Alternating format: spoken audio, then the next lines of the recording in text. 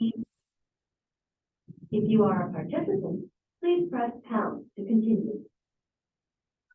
The meeting has not started. Please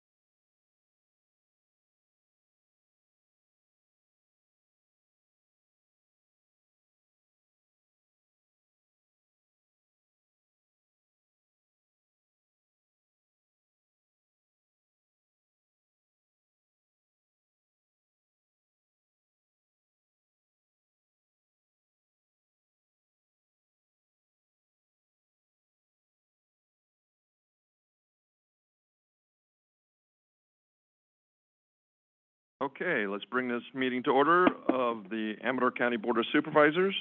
We just came out of closed session. Conference of Labor Negotiation, 1A, directions to staff. 2A, confidential minutes were approved. And would mind standing for the Pledge of Allegiance. Pledge allegiance to the flag of the United States of America, to the republic for which it stands, one nation, under God, indivisible, with liberty and justice for all.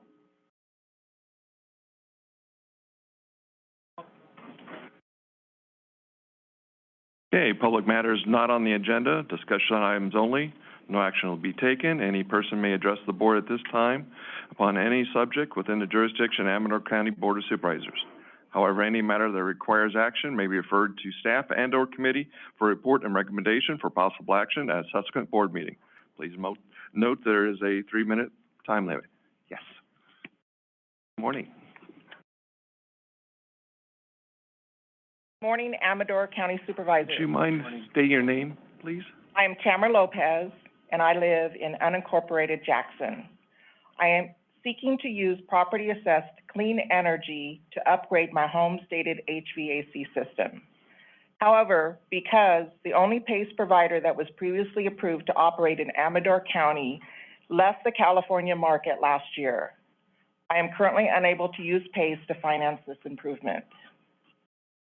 As a homeowner in Amador County, I have experienced the challenges brought by the extreme weather patterns of the last year: higher temperatures during the summer, severe storms during the winter, and rolling blackouts during the fire season.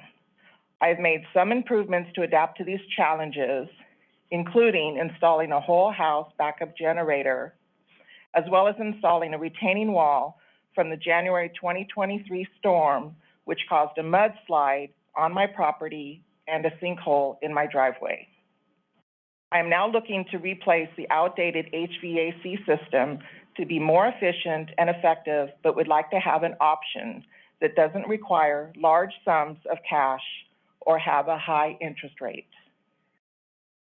PACE is a solution for homeowners like me that gives consumers choice and equitable access to these vital home improvements, with no money down and at a reasonable fixed interest rate. This is a much better option than other forms of equity-based financing that require large sums of capital or unsecured credit with high variable interest rates.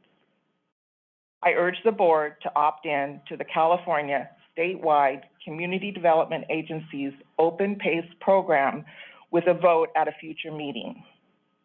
Doing so will not only enable me to finance this project, but will also, again, give Amador County homeowners access to over 100 PACE-eligible improvements, ranging from drought-tolerant landscaping and fixtures, efficient roofing, insulation, and countless others. So thank you for your time this morning. Thank you. I thought we had joined the PACE program. We did, and like she says, the Y-Green was the only one we had approved. Right. And they've left the market now. Okay. So they're no longer in. So we don't have anybody that. Are there other people? There are others. Yeah. Okay. The concerns we had, I don't know if you all remember, but there were a number of folks who've come to the board complaining about lack of transparency when the agreements were made with the, she refers to the interest rate. The interest rate was rarely disclosed. I think there's been some changes in the laws, though. We can get back into it. But that was a concern that the board had when discussing it previously, that there was some predatory type of lenders out there that were. Okay. Well, and the company that was chosen had an individual or had a system where they could have a record of talking to the homeowners, and that actually one of the complaints that came up. They were clearly informed of what happened, but they were an older couple that their relatives felt was still felt they were misinformed and caused problems. So it It was, it's a good program for a lot of people. I think the CSCDA is a well-known agency, but we may still end up with those issues in the future. If you want, we can bring it back, for discussion at a future meeting. Sounds good. Yeah, absolutely. Okay, yeah. Yes, come forward, sir. Good morning, honorable members of the Amador County Board of Supervisors. My name is Gabe Hulbert, and I represent Home Run Financing, a property-assessed clean energy administrator that finances energy efficiency, water conservation, and disaster resiliency home improvements for property owners voluntarily through their property taxes in over 325 California communities, including your neighbors of Sacramento, El Dorado, San Joaquin, and countless other incorporated cities, including Ione. Thank you for your time this morning. California property owners are facing a crisis. As a result of historic drought, wildfires, and storms, homeowners face challenges of increasing insurance and energy costs in addition to public safety power shutoffs. Amador County is no stranger to this. As residents face these challenges, the demand for resiliency measures such as backup generators, solar panels, and efficient HVAC systems, among others, has increased despite these upgrades being out of reach for many due to high price tags and limited access to affordable financing to pay for them. PACE is a transformational public policy in place for over a decade that solves this problem. Unlike other traditional methods of financing that require large down payments and have high variable interest rates, PACE provides these improvements with no upfront cash required and at fixed interest rates and affordable rates that is then paid back through a special property tax assessment. All these benefits are offered with no taxpayer dollars or legal risk to the county. PACE delivers results not only for property owners, but also the small businesses that step up to complete these home improvements. As a result of PACE, over $2.71 billion of private capital has been invested into California's local economies, creating countless jobs and opportunities for those small businesses.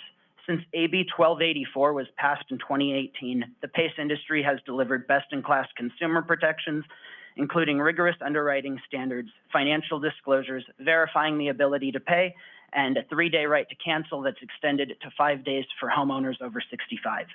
Amador County did have a PACE provider, the Y Green Energy Fund, through the Golden State Financing Authority that the board voted to join in November 2017. However, last year, Y Green left the California market, leaving your county with no PACE providers.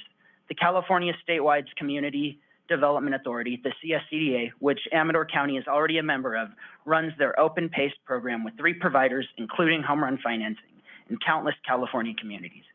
By passing a resolution to join the open PACE program, you can enable Amador County homeowners to make their properties more resilient as they were with the previous PACE provider. Homeowners like Mrs. Lopez and her family would appreciate it if you direct your staff to bring this item for approval at your next board meeting. There is not a more beneficial program you can make available in your county that gives homeowners access to the financing they lost when your previous provider left. Thank you. Thank you. Anybody else?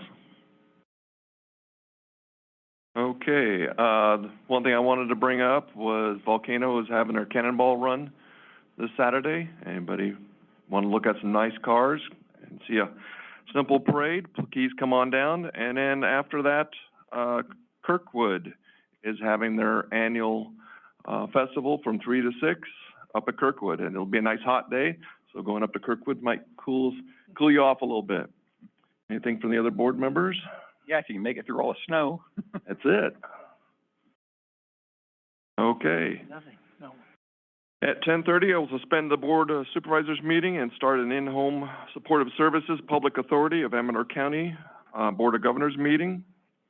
We also need to add addendum number 1, presentation of the report of the 2022-2023 Amador County Grand Jury. We'll make that go from 1A to 3F and change the existing 3F to 3G. Do I have a motion on that? So moved. Second. Okay. All in favor? Aye. Aye. Opposed? Okay, we also need to add a consent addendum, code enforcement budget increase to cover additional revenue from the Cal Grant 24BB. I was advised by Cindy Grambois had made a suggestion to allow public comment on the consent agenda. Does anybody have any comment on the consent agenda? Anybody on Zoom? Not at this time. Okay, call for a motion. Move to approve the consent agenda. Okay, Changes. Second. call for the vote. All in favor? Aye. Aye. Aye. Opposed? On to the regular agenda. 3A, California State Association of Counties, presentation by Mr. Graham Gnoss, CSAC, Executive Director, noting regarding the at-home plan to put in place, assist counties in working with federal, state, and local partners in partnership with the governor and the legislature implement a comprehensive plan to help those who are unhoused or at risk of becoming unhoused in the community. Sir, I thought, good to see you. I preempt you just for a second. Chuck, I thought we were gonna have this on for action for support by the board, and it shows as presentation only, so at this point, Greg, the board cannot take action on it? Unless, well, yes, unless it's qualifies as sort of an emergency item, which I don't know that there's a time sensitive. So it'll have to be on a subsequent meeting or special meeting to take action on it? Yes. Okay. Thank you. Good morning. Heather, you're going to help me, right? Okay, awesome. Good morning. I'm Graham Knaus. I'm the CEO of the California State Association of Counties.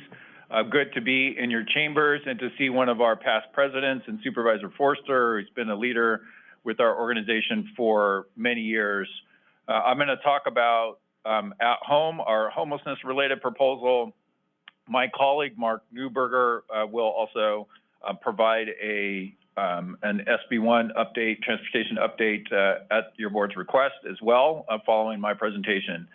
But we are in a very critical place on homelessness in the state of California. It's considered the #1 priority of the state, and it needs to be addressed like the #1 priority of the state at the state level. And so we at CSAC, over the course of the past year, have done a substantial amount of work bringing together recommendations from all counties about things that are working, things that are not working, barriers to further progress, what the specific roles of the state, counties, and cities should be in order to have success around homelessness. Next slide, please.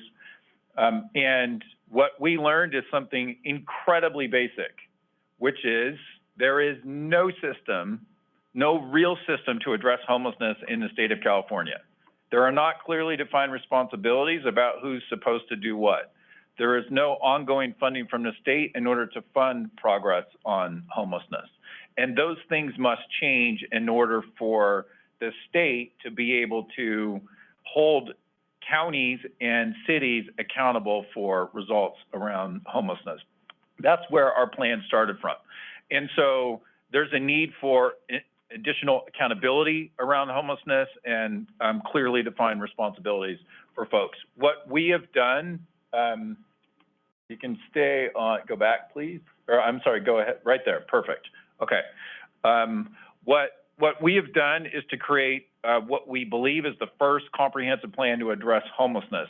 The unique thing about it is defining responsibilities for all levels of government, which means it's not just counties that have responsibilities around homelessness. It must also be cities. It must also be the state in order to make progress, should the state desire to do so.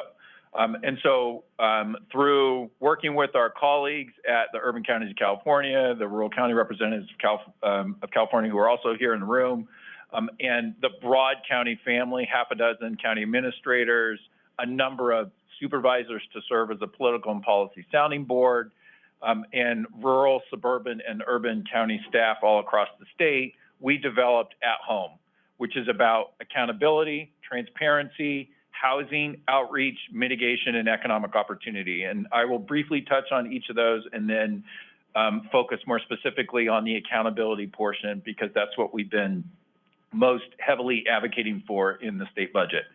Ultimately, accountability is about clearly defined responsibilities for all levels of government aligned to state funding and expectations.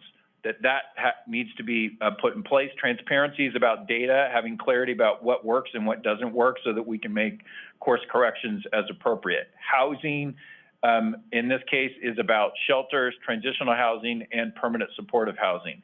Outreach is about two different things. One, the emergency response system when someone falls into homelessness, and then two, the ensuring that there's a sufficient workforce to deliver the services. We have a severe shortage of both behavioral health and social workers in California in both the public and private sectors, and that needs to be addressed as we move through this. Mitigation is about the county health and human services responsibilities, primarily but not exclusively around behavioral health, but ensuring that there's a robust safety net system for what you do on behalf of the state and federal government. And then finally, economic opportunity, which is about pathways out of homelessness, pathways out of poverty. Next slide, please. So what we have done is we have this comprehensive plan. It has dozens and dozens of policy recommendations, and we are focusing first and foremost on the accountability pillar itself, because until there are clear responsibilities about who's supposed to do what and how it is funded, it's really hard to hold anyone accountable for making progress around homelessness. So we start there. Accountability, we believe, is about having one countywide plan, have dollars flow through that plan, clear responsibilities for counties and for cities. Next slide, please. And I'm going to get specific here for just a second. What we're recommending is that cities in incorporated areas would be responsible for siting, doing the administrative operations of shelters and transitional housing, siting permanent supportive housing, and doing encampment cleanup and sanitation. Counties would be responsible for all those same things in your unincorporated area, and in addition, throughout the county, responsible for all the health and human services with the prioritization on the homelessness population. For encampment outreach, we leave that open because it varies from community to community in terms of who is best positioned to do that. In some cases, it's the county. In some cases, it's the city. In the case of Sacramento, it's actually the health plan that serves in that role, and so that makes far more sense to leave locally in order to do that. But clarifying these core responsibilities and having them directly aligned to the funding that comes from the state in order to accomplish these goals. Next slide, please. Okay, so once there are clear responsibilities, there needs to be ongoing funding in order to accomplish it. We cannot make ongoing progress on homelessness with one-time money. There must be ongoing funding from the state if there's an expectation of ongoing progress from the state. And so we are calling for that very thing around this issue. We believe the dollars should be aligned to who's doing what. And so if the county's doing half of the work, you should receive half of the funding. If it's your local continuum of care that is doing half the work, then they should receive half of the funding. But that it would all flow through the county as the fiscal agent and through a unified plan that you would be creating locally. So that is the structure that would be put in place. Relevant for Amador is that there needs to be a sizable minimum county amount to recognize scale and the cost of entry for a number of facilities that you may need to be put in place in terms of your community. And so that is a very important factor. Flexibility is also an incredibly important factor to ensure that the state's role is limited to defining what we're trying to accomplish and who should do the work. And the way in which that's done, the how part, is then determined locally. That's local government. You all should have the tools, the authority, and the resources to navigate through how to accomplish whatever the priority is in your community, and that should be no different around homelessness. We're also recommending a performance-based model where there are some funds set aside such that when you reach your goals ahead of time, that you are rewarded for doing so. Currently, we have a system that works in reverse of that. In the case of Monterey, they reduced their point time count by 15% year over year. That's awesome. We should all celebrate. and as a direct result, they lost $1.7 million. And some of the solutions they put in place are now being eroded because the system is not based to encourage success, and we need to change that in the way that we operate here. Next slide, please. Ultimately, we are building a very broad coalition around these accountability proposals that I referenced. We have crafted statutory language that we've been pushing with the governor and the legislature around these issues. And we currently have 35 counties that have formally endorsed at home, with a number of others that are in the process of doing so. There are a couple of continuums of care, the California Chamber of Commerce, the Sierra Business Council, the Economic Roundtable, and on and on and on. There's a very, very broad coalition that is being built around this, and it's being built for one simple reason, which is that many communities, large and small, are frustrated that there's not more progress being made around homelessness, and that needs to change.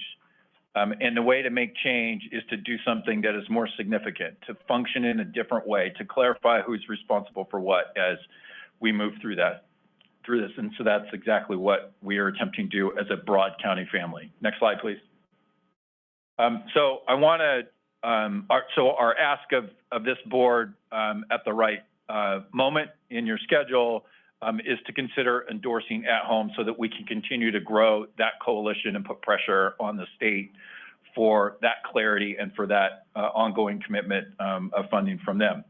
I want to shift gears for just a moment to touch on something that is a significant political issue this year that is being discussed at the state level, and it's related to the Mental Health Services Act, otherwise known as Proposition 63, and a modernization proposal from the governor.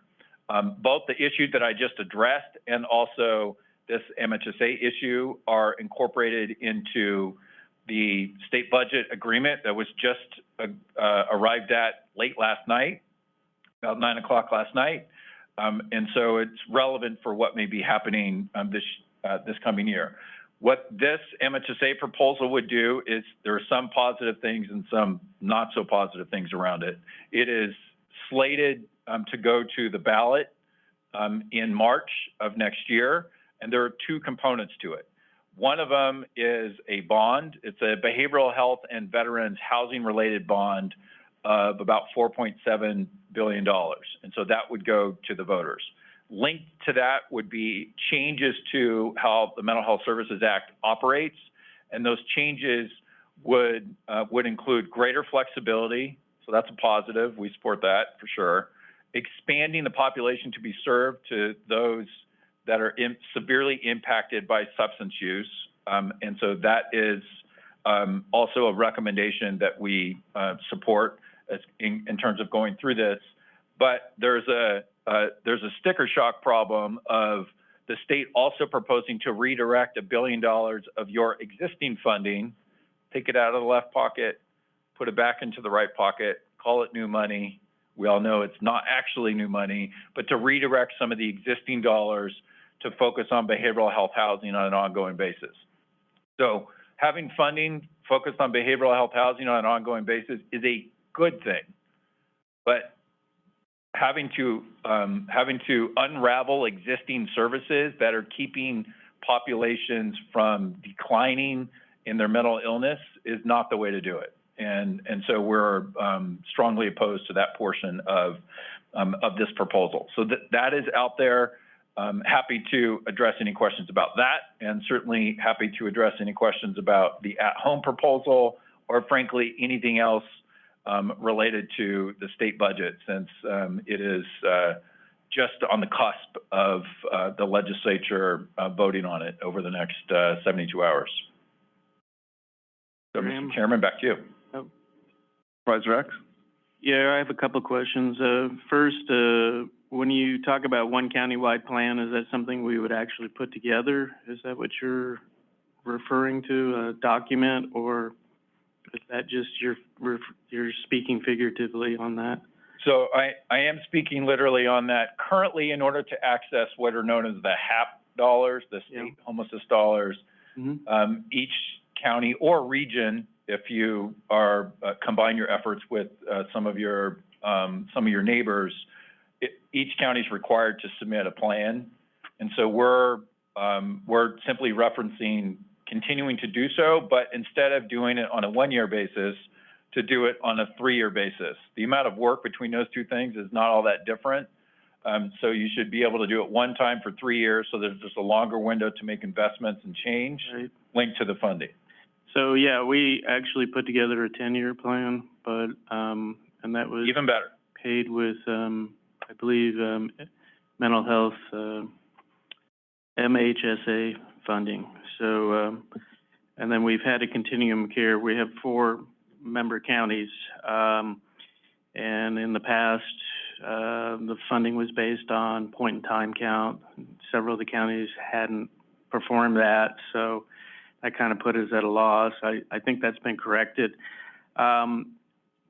You know, if the county is the fiscal agent, what is our, what tools do we have to make sure that we can achieve our goals? Because we have 5 incorporated cities within our county, and some feel like the problem is not theirs. And, you know, that's where a lot of the services are for things to take place, and we need a mechanism to work all of that out, and it's been kind of difficult. So are there any tools in this plan? It's a very real challenge across the state, certainly, Supervisor Axe. The way this plan would be structured, it'd be a stakeholder process that the county's likely familiar with, similar to what's done on MHSA. Cities that want to engage would do so. Continuum of care, same thing. And then the dollars would go out based upon who's carrying out what level of responsibility. And so if there's an entity that says, we're out, we don't want to participate, then they receive no funding attached to that. Well, I mean, most of them are probably pretty happy with that. They don't care. That's a problem, because that's where a lot of the services are. So if you want like affordable housing or supportive housing built, it's most likely going to occur there, not in the county, not in the unincorporated area. Although we are looking at an area and we're developing a specific plan for that. But, you know, their resources are really scarce here. Water and wastewater are a real issue. And, you know, we can't just have a large septic system for apartments and things like that, so.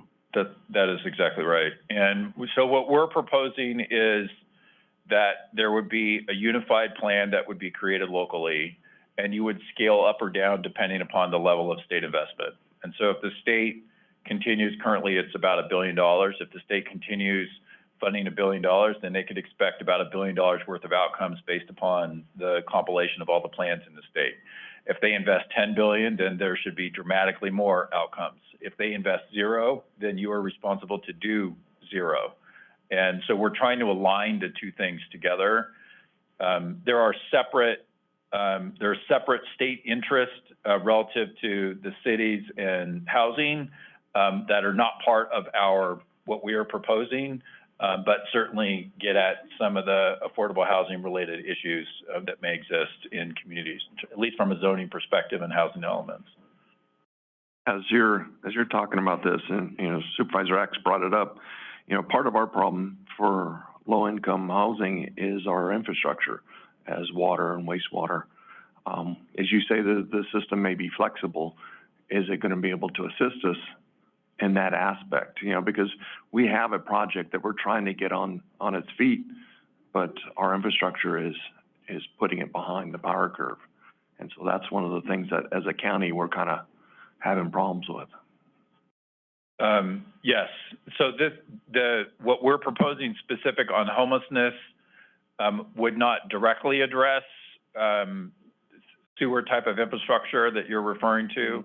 There certainly are potential avenues in terms of what may be available federally over the course of the next couple of years from dollars from the Infrastructure Act and the Inflation Reduction Act and some of the ARPA-related dollars that are out there.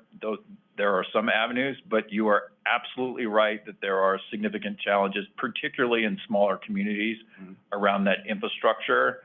And those barriers can prevent forward progress even when there's interest in moving in moving ahead on some of those, so that problem doesn't get solved. 'Cause we have a shovel-ready project and, you know, we're held up, you know, so that's part of our problem. We would certainly be interested, separate from our homelessness proposal, but certainly be interested in the infrastructure needs of this county and how we can best work together to advance those. We have created a grants-based initiative that is intended to help access some of those federal dollars.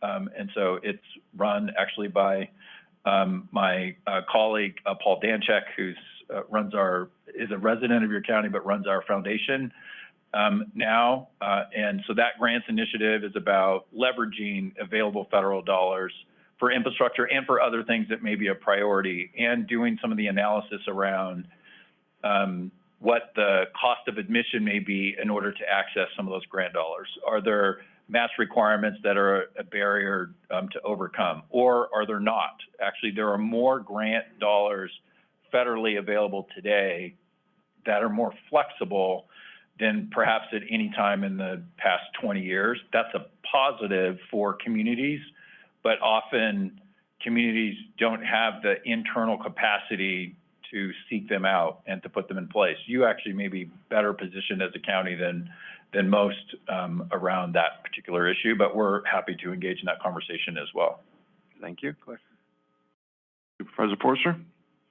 Yeah, the redirection, behavioral health, we always need more money there, so that's applauded. But then you take away that applause by stealing that money from mental health services, which affects most of the homeless population in one way or the other. So that combined, the state again trying to go a direction that's adverse to what we feel is the biggest benefit for our county, and then with what's going on with IHSS right now with the state, where's that money going to come from? That's money that's got to be pulled from mental health services or from other money that comes from the state. So are they a little uncoordinated in their activities with some of these moves that they're making? Yes, sir. Maybe you can expand on that. What can we do to change this? Because some of these issues are going to be on the ballot already. So is the only avenue now is to go against the measure on the ballot, I guess. So we're having active conversation with the governor and the legislature around these very issues. We have a very different perspective as to the appropriateness of redirecting existing dollars for a new purpose, while expanding expectations about what you're already doing. Those two things are not compatible. And so it does create some challenge.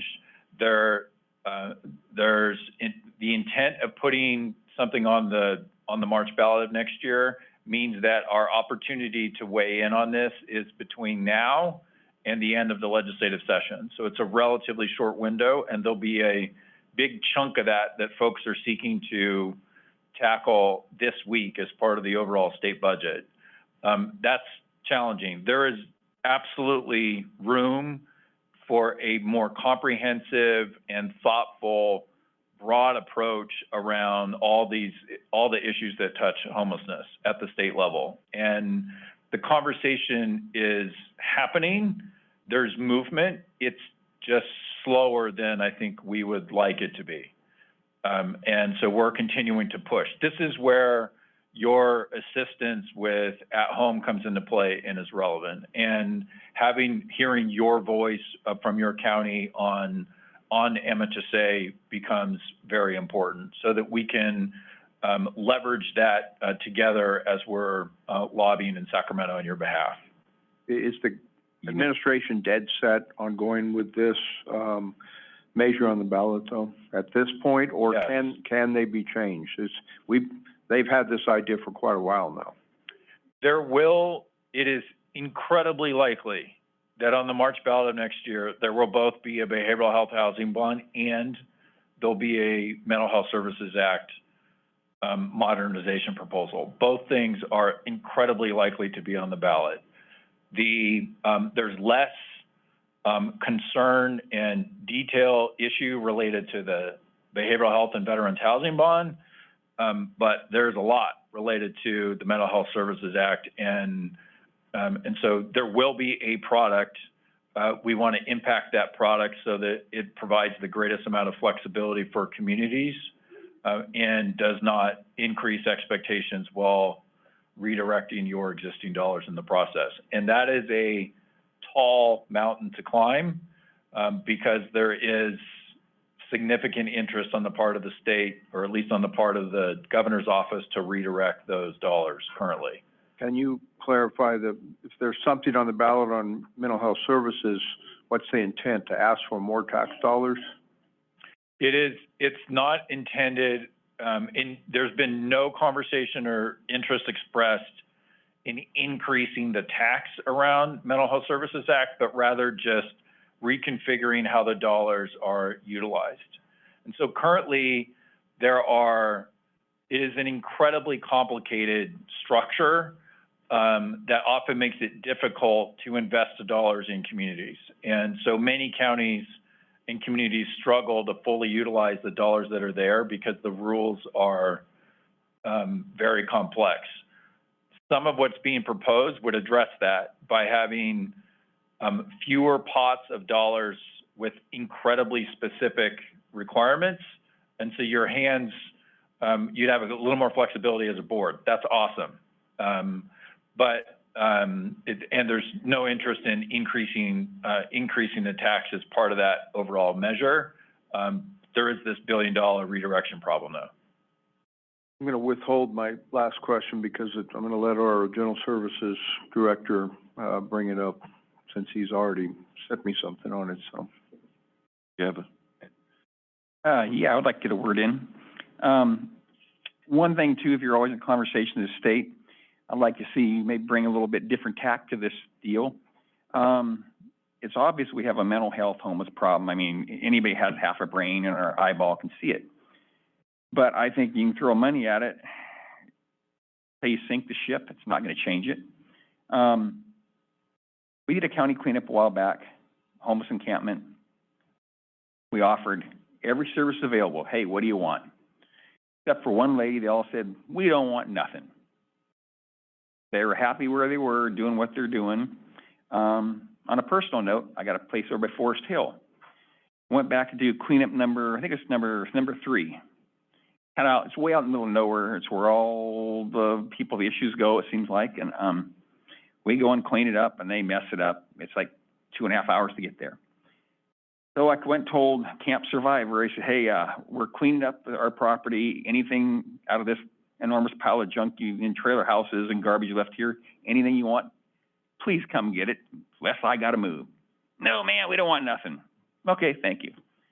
Well, a garbage company didn't bring a dumpster like they're supposed to, so we're going, how are we going to clean this place up if we don't have a dumpster? You know, we'll take one of those old trailer houses, we'll make it into a dumpster, and we'll haul it to the dump. So we took about 35-foot trailer house, and we stuffed it full of everything you can imagine. 2 days later, my son comes and says, hey, Dad, one of the trailer houses, it's gone. I'm talking a pile of garbage. And the trailer house full of garbage. I'm like, no, it can't be gone. So I looked, my gosh, it was gone. So where it went and what they did with it, God only knows. But the point I'm trying to make is, who in their right mind would take a trailer house 35 foot long, plumb full of garbage, and take it somewhere? So it's not like we're dealing, all these people are not always all rational. It's like we offer them services, they wanted nothing. It's quite a while back, I went to our homeless shelter. It's been a while. I says, imagine you're probably full up. Oh no, they had vacancies. I said, really? Well, why is that? They don't want to follow rules. So as far as trying to get it with money, I think that may be a hard thing. And then I talked to a gentleman who goes all around the state, kind of like you folks do. He's a lobbyist for a big company. I asked him, I say, what do you see with this homeless deal? I said, what's the solution? You ever seen something? He's Brian. I've been to 100 meetings. I've been to one. He's best I can tell. You need to start when they're young. We have kids, coming through our schools. They get into drugs. They get into issues. Next thing you know, they can't cope with society, and they're out of society. And I guess where I'm going with this is we're doing a lot of social engineering in our schools. we should get back to teaching these children to read, to write, to do arithmetic, and bring back some of our old school values we used to have. We had some homeless people years back, but not this epidemic we have now. So, I mean, I understand what you're trying to address. All I'm saying, the root cause of the problem is where we need to be focused at some point too. Otherwise, we can address homeless, and it's going to be a revolving door, and it's going to just keep going and going and going. So, I know it's off tack a little bit, but something to consider when you're talking to the governor and those people, saying, hey, how about, let's look at what we did in the past, and we seem to have better results than what we're doing now.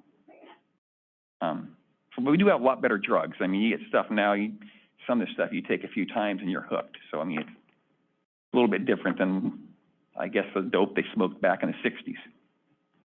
Supervisor Neto, I can't comment on that, but what I can comment on is that to one of your early points, which is continuing to cut checks and throw money at a problem when it's not even clear who's supposed to do what is not a good course, and it leads to a waste of taxpayer dollars. And I know that is absolutely not the intent of this county or nearly any other county in the state, and that's true of most communities. So until we have a clear system of defined responsibilities, first, with an ongoing state commitment, there is no question that we will continue to fail. And I would say, submit to this board that is a choice at the state level. And we're asking for them to make a different choice, which hopefully puts in place and empowers local communities while the state fulfills its role of defining the what and the who, and then getting out of the way so that you all can do things in a way that makes sense in your community. Ultimately, that's what we're seeking to put in place. Supervisor Crew, anything? Yes, sir. I just maybe a comment as much as a question. We border Sacramento County, and our news comes out of Sacramento, and there's in its embryonic stage of the county of Sacramento and the city of Sacramento trying to do, I'm thinking what you're talking about, is that kind of part of the pilot program for this at home? They don't mention the state so much. They're just trying to, the city and the county kind of run together, and who's determining what to do. Do you think that's going to be a success, or is that running counter to what your plan is? It's consistent. County of Sacramento has endorsed this plan, as have a number of your name, Everson Tuolumne last week. They've endorsed it. Placer County has as well. It's consistent. What we're suggesting is that the responsibilities that I outlined here in terms of accountability, that would be the default. And then if a community determines locally that it should be something different, that cities should be doing something a little bit different and the county should be doing something a little bit different, then whatever they agree to locally, that stands. And so, for example, in the case of Sacramento County and City, the health plan has a more significant role in some of this work than the county and the city do. And that's awesome. They were able to work that out. The problem, and you hit on it, the problem with what they've created locally is that the state is nowhere to be seen. And so there's only so much you can do locally on an issue of statewide significance when the state is not in the room and not part of the ongoing MOU that they have put in place. And so that part needs to change. So it's taking what Sacramento County and City have put together and what Stanislaus County and the City of Modesto put together and San Diego County and San Diego City have put together, and it is adding the state into the mix so it's not just left to local government to just figure it out. The state has an overarching role and responsibility to be part of this solution too, and that's not happening on an ongoing basis, and it needs to. And so that's where the push is coming from. All right. Thank you. You're welcome. Okay.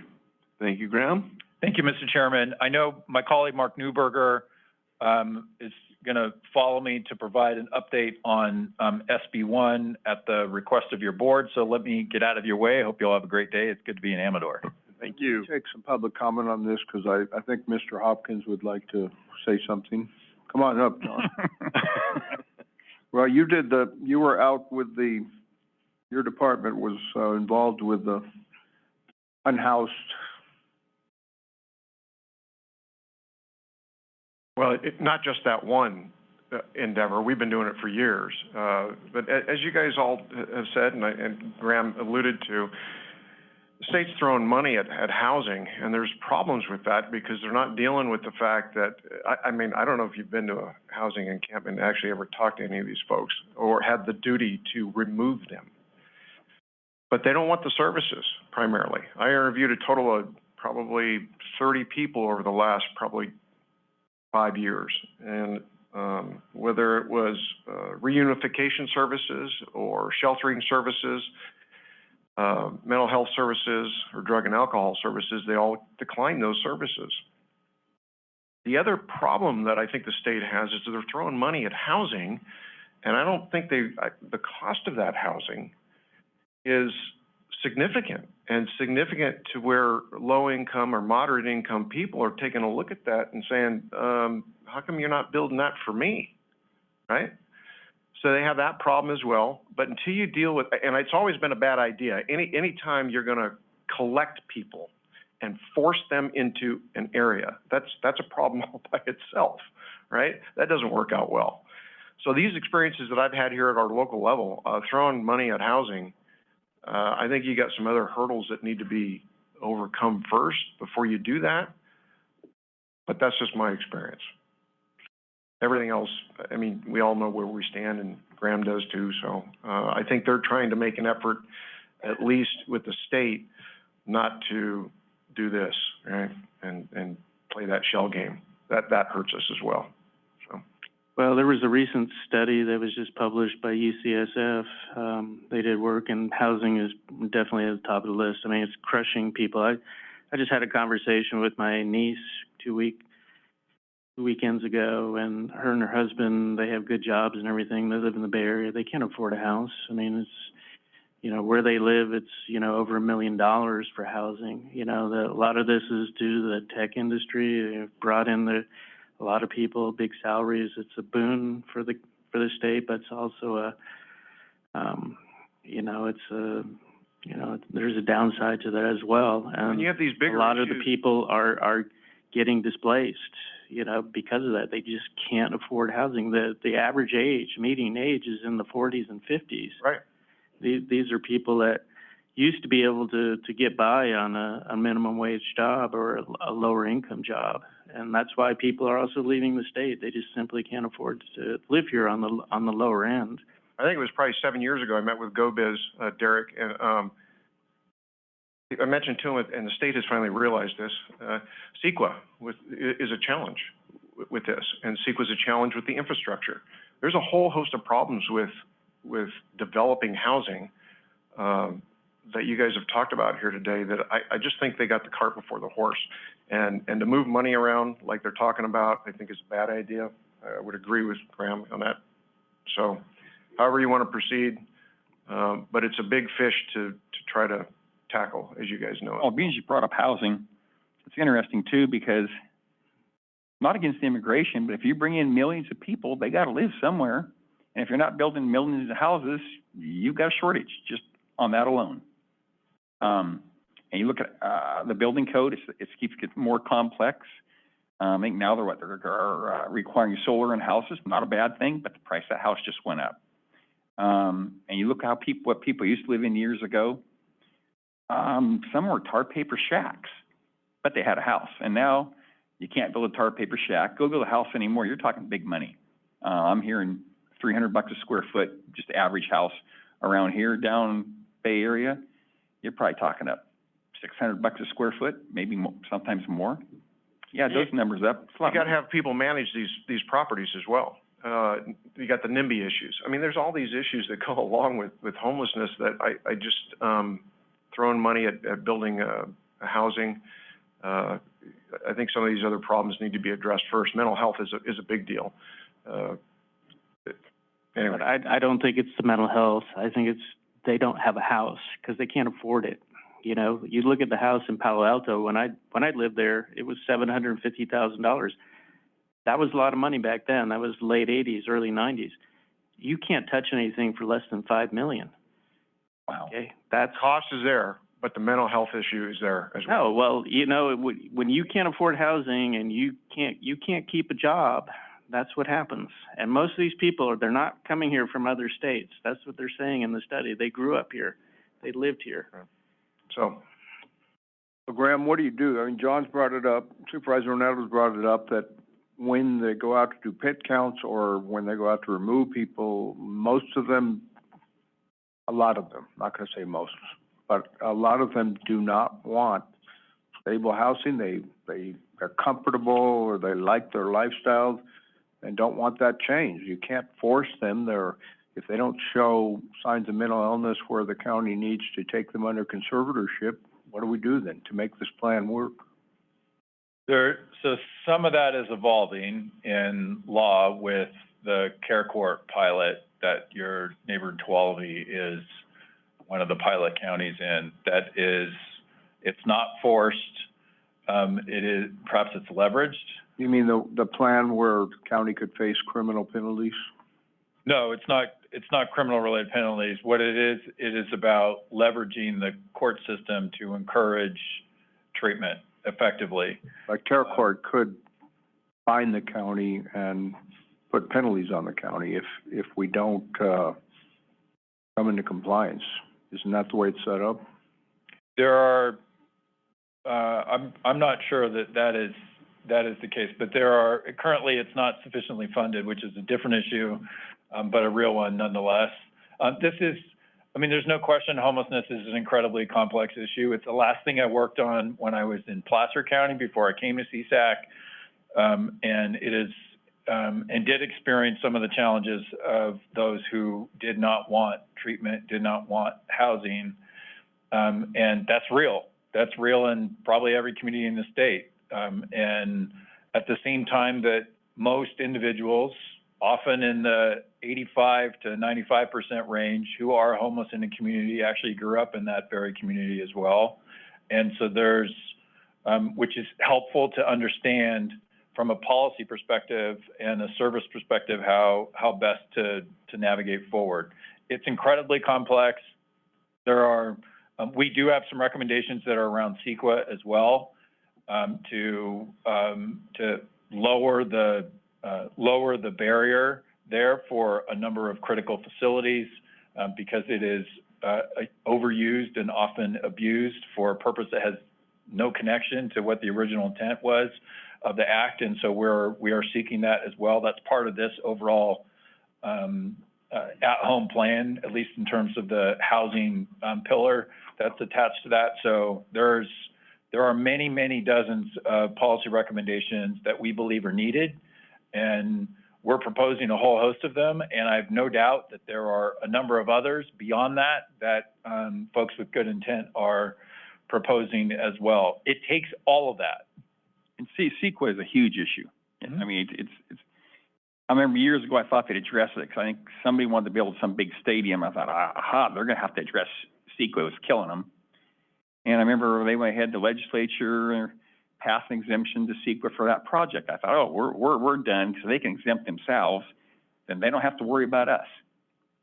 And they wouldn't change it. And it's been a lot of years, and that maybe now they're going to. But I know our jail project, it cost us years of delay. Just one person sued us in CEQA, a real facetious reason, and they went through court and then appeals in court, and it cost the county millions of dollars in additional costs. And the whole CEQA challenge was just bunk. But the way it's set up, they can do it. So it needs to be changed. Well, I thank you, Graham. Why don't we have Mark come on up, and we'll have public comment. Thanks all very much. Thank you. Thank you.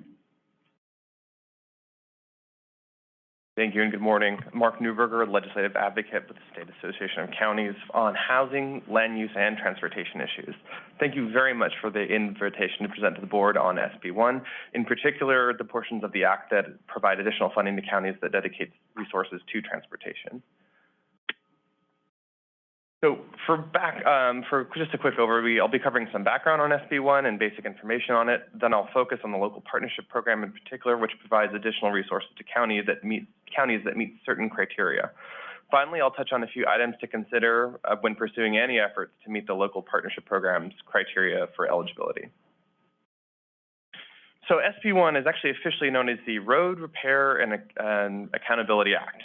The act increased and created new fuels and vehicle registration-based taxes and fees to provide approximately $5.4 billion annually for transportation funding in the states. For counties, SB1 is estimated or typically provides approximately $750 million to county roads annually, and that's direct money in a kind of a formula-based system that's proportional to a lot of different things like your road, population, and things along those lines.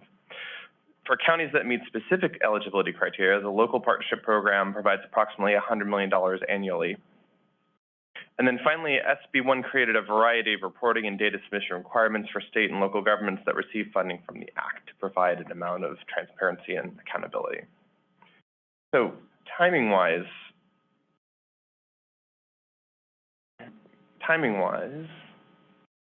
SB1 is passed in mid-2017, and many of its provisions went into effect immediately. However, almost as soon as the Act is passed, it's challenged by a referendum. This referendum becomes known as Prop 6, which sought to repeal just the increased taxes and fees associated with SB1. Ultimately, Prop 6 failed, but I will note that many local governments and counties in particular slowed down their plans to use Prop 6 funding during this early period for fear that they would potentially approve projects that relied on funding that may not materialize depending on how the referendum turned out. But since since Prop 6 failed, there's been continual spending. As of year to date, approximately $14 billion of SB1 funding has been spent. Of this amount, counties have received about $3.2 billion, counties and cities have received about $3.2 billion for their road projects.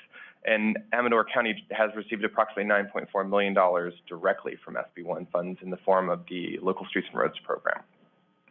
So now on to the local partnership program, which is administered by the California Transportation Commission. So a little information on the program. It provides money to eligible local governments for transportation purposes.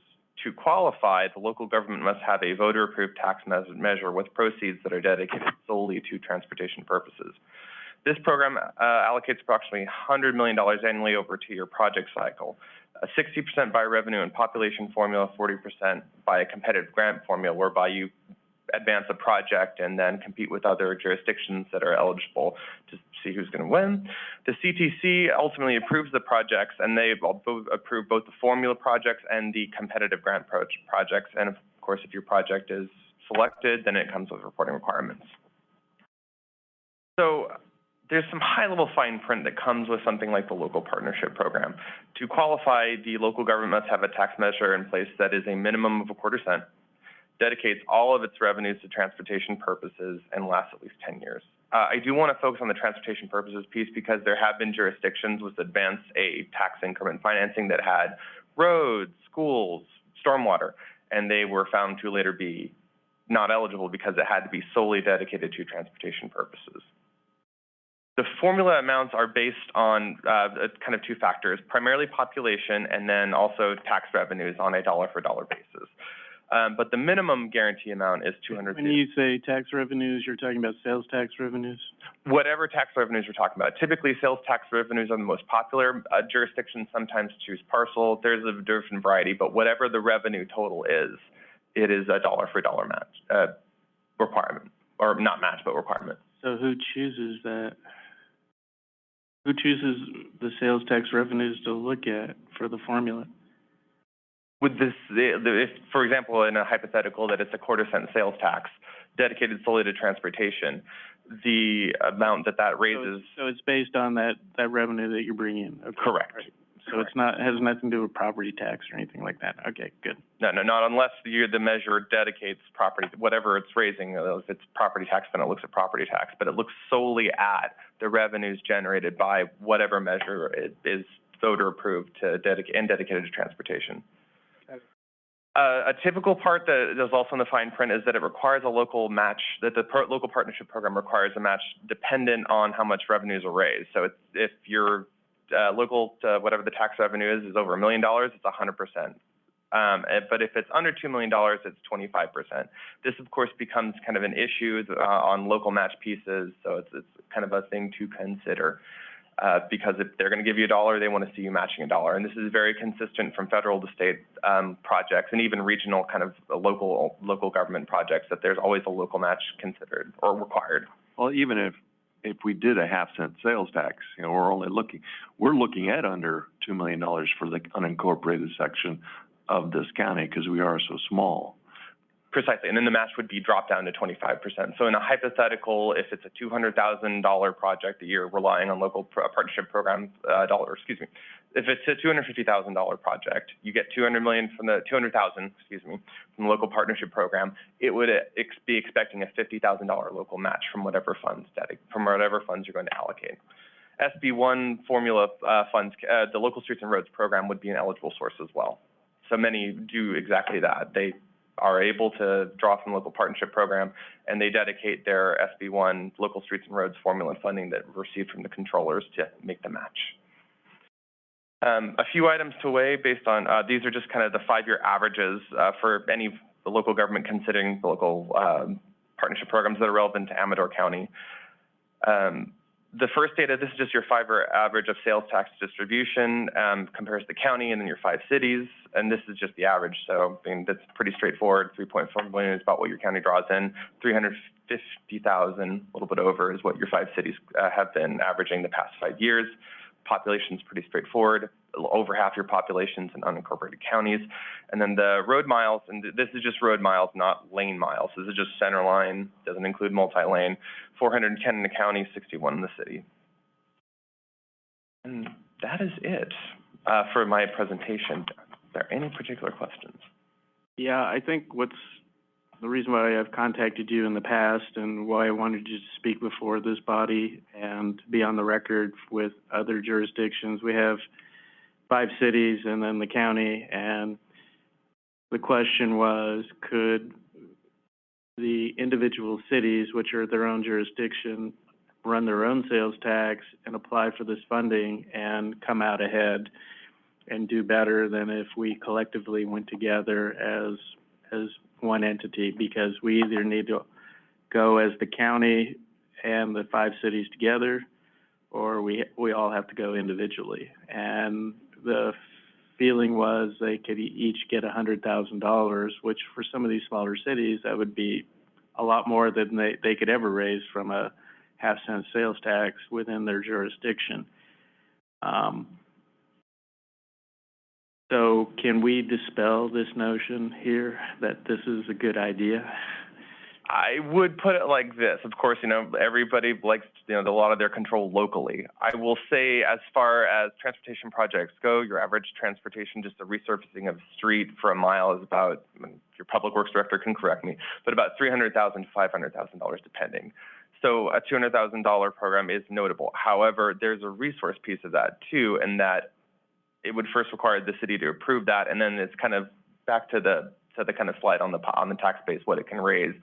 It's a question of how much can it raise over that period of time, and is it meaningful? And on top of it too, yes, everyone likes about $200,000 and what would be considered easy money, perhaps, but there's a local match requirement, there's reporting requirements, there's essentially a lot of requirements on top of that in the past, I think a lot of folks have experienced with federal grants that while there's a lot of upfront money available, there are a lot of kind of reporting and other requirements that may not be perceived as worth the effort, considering how long it takes, for example, a tax measure to raise enough revenue to be used or even bonded against to actually do one single project.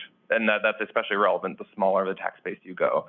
I'm always typically more of one to think kind of on a larger regional scale in order to deliver benefits on the projects in a timely manner that's relevant to folks, instead of putting something on the ballot, waiting a decade, having the money, doing the project, and the time it's actually delivered, the voters have long forgotten what the tax was actually for and what it contributed to and what project it did.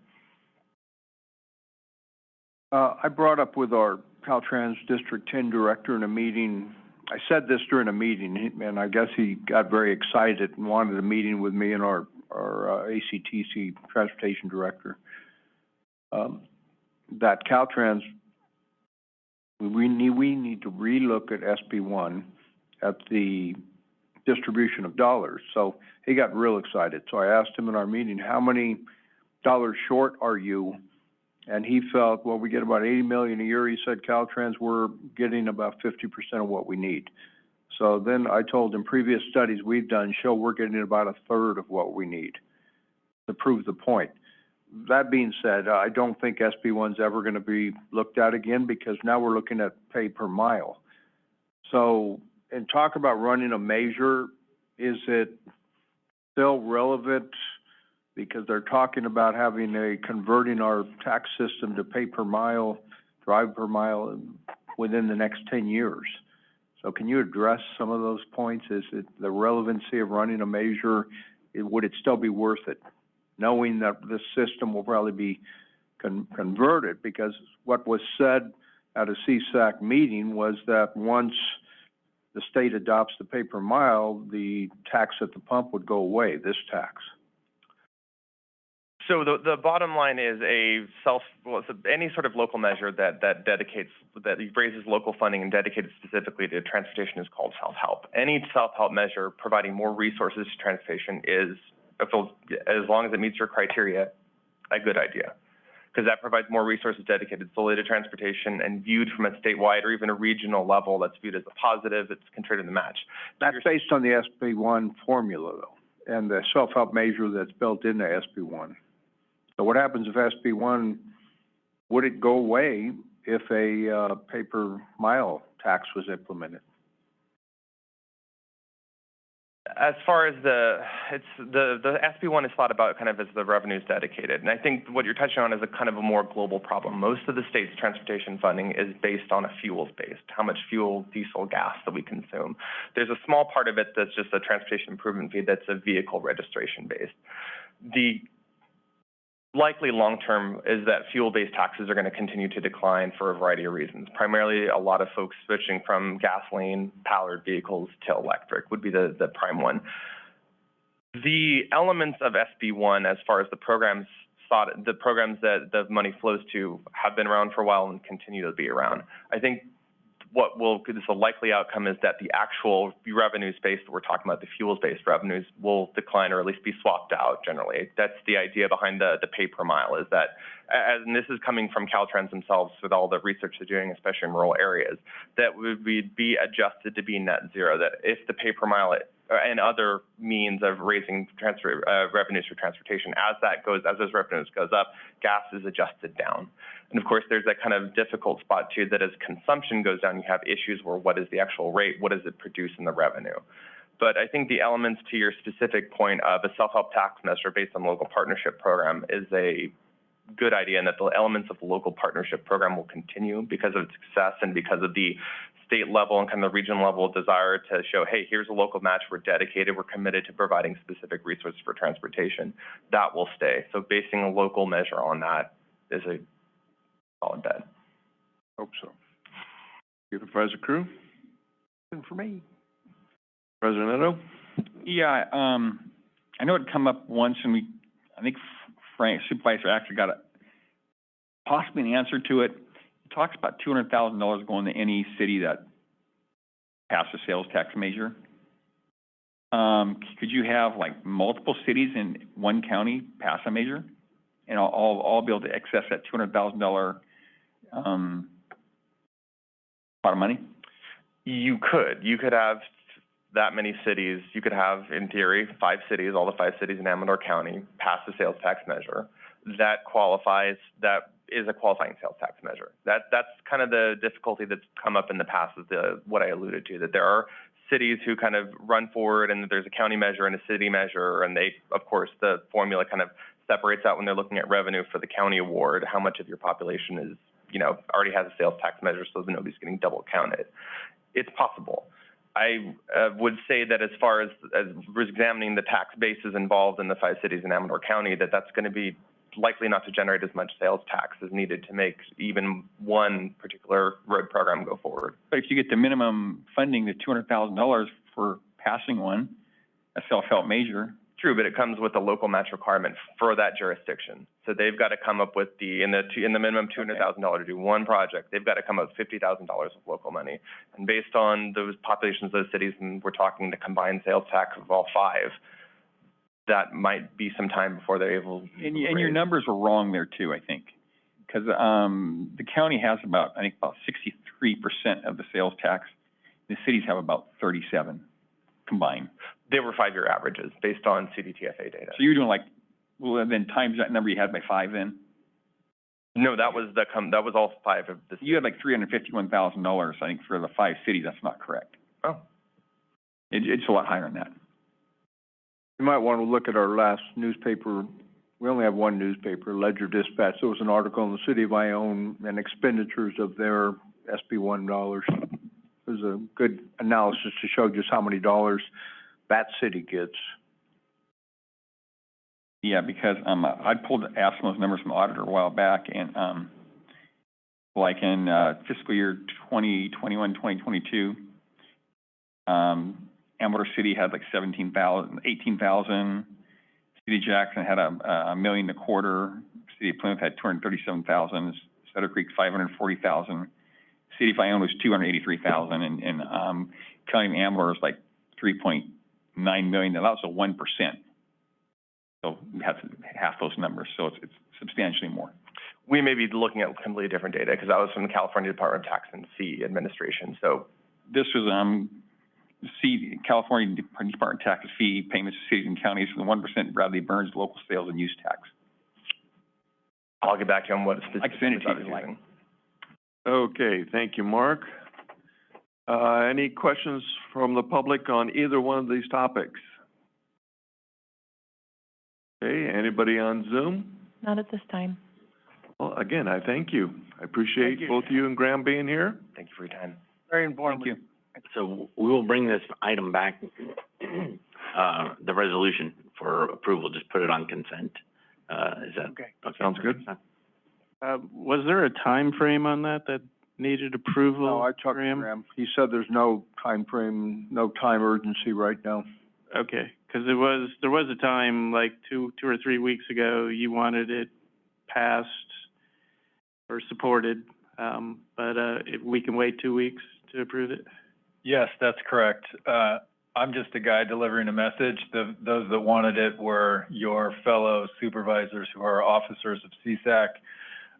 But yes, there was a date specific that was connected to some of our conversations around the budget to leverage having the biggest coalition that we could possibly get at that point in time. We're now beyond that, but we are continuing to build a coalition because the work doesn't end, and we want to impact every possible opportunity in the legislature through the rest of the session. Okay, thank you. You're welcome. And I do appreciate the your clarification on the $200,000 pot of money that if you pass a sales tax. That's helpful. Sounds like it might, as long as they can meet the match, they can do it. Okay, we were going to go on to 3B, Rural Counties Representative of California, presentation regarding RCRC strategic plan and work affiliated entities.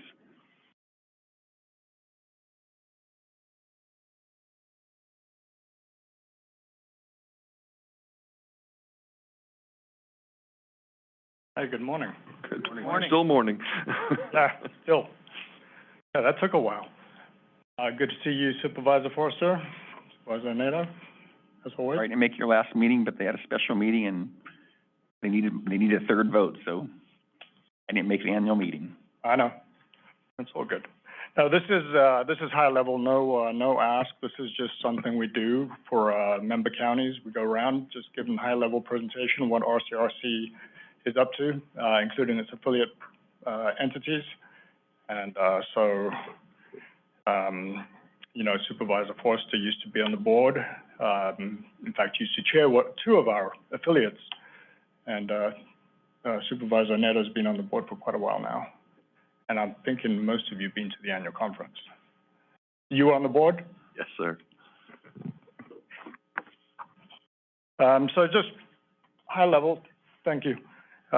This is RCRC's strategic plan. looking at equitable access, with the affiliate entities, we're looking at broadband, housing, health services, the impactful advocacy. And I must also just add Patrick Blacklock sends his regards, and he's been behind putting this new strategic plan together with, his entrance into RCRC over 2 years ago now. So We don't know him as Patrick here. I know, that's what I'm saying. Who's Patrick? The impactful advocacy, state, federal advocacy, innovative approaches, regulatory engagement, healthy communities, forest resiliency and wildfire, water resiliency, infrastructure and economic development, and then just the internal operational excellence, including human resources, member services, corporate administration, fiscal health, communication, and technology. And just looking at the vision, RCRC looks at ourselves as the premier advocate and innovative service provider for rural counties of California. And we've enjoyed the partnership with CSAC. They left. And we've actually gotten a much stronger relationship recently with CSAC, and I think Pat's been doing a really good job with Graham of getting these two entities together and focusing on very similar activities. The state policy areas, forest health, wildfire. I'm going to skip over care court right now because that's already come up. But it is something our lobbyists and advocates are looking at: water, drought, broadband, housing, energy, social services, and CPUC. We're doing quite a bit of work with them, which I'll touch on a little bit. And then obviously on the federal side, forest, wildfire, water, drought, infrastructure, farm bill. I think on the PG&E, I believe Supervisor Brown and Neto were working on something with John Kennedy and a lobbyist group with the PG&E. Trying to get them to take the large trees. Yes. So that they keep leaving on everybody's property. Right. Next slide, please. So one of the affiliates, Golden State Finance Authority, which used to be called CalRule, which Supervisor Foster chaired many years ago. We focus on affordable housing. I know we were talking about housing in the prior presentation. This is more focusing on affordable housing, not homelessness, but potential home buyers who can get credit to qualify for a home. And we focus on the down payment assistance. We focus on those that don't have that money to put down, and that's been the niche since Golden State was formed back in '93. We've put in the state of California over 85,000 families in homes. Over $15 billion in mortgage financing, over $600 million in down payment assistance. You can see for Amador County, it's a little different in Amador, less affordable, but 116 individuals have been put into homes, over 861,000 in down payment assistance provided in Amador County. The very first presentation was talking about the PACE program, which Golden State Finance Authority actually ran until last year when Y-Green pulled out for many reasons. A lot of it was to do with the legislative changes on residential PACE. We did over $1 billion in PACE residential retrofits across the state of California. So we were the largest PACE provider. And sorry to see that come to an end. We're focusing a lot more now on commercial PACE, and we're working with, not that Y-Green's out of business, because they're doing a lot of business in Florida and Missouri, because the legislating languages in those states are much easier on residential, but they really took a hiding, and most of the residential PACE programs took a hiding with the changes the state made towards underwriting and obtaining PACE loans. And there's been a few entities calling us to relook at residential PACE. Right now, we're working with banks, big banks, who are all getting into the commercial PACE. So we're hoping to see that. And if something good comes around for residential PACE, we're back in, and we'll continue our endeavors on that. But Golden State did become the largest provider of PACE, including in Amador County. Another affiliate entity, National Homebuyers Fund. very similar. Again, Supervisor Forster chaired this housing entity. It was formed back in 2002.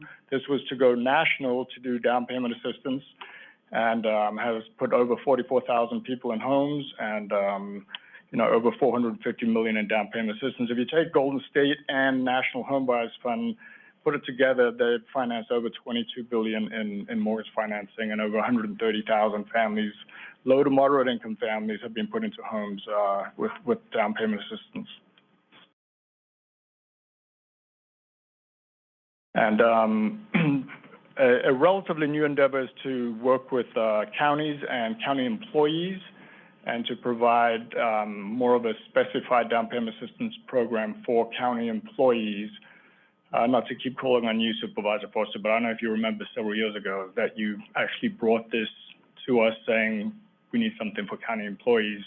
And so we have now, and 2 years ago started it, and it's, the down payment assistance is structured with, whether it's a second mortgage or a gift or a what have you, with county employees, we're making it either a second mortgage that's non-repayable, no interest, or it's a gift that's non-repayable. But we've seen a bit of an uptick, and I think the idea was it came from a few of our board members just saying they're trying to keep employees in their counties, and we just need some help with getting them home ownership.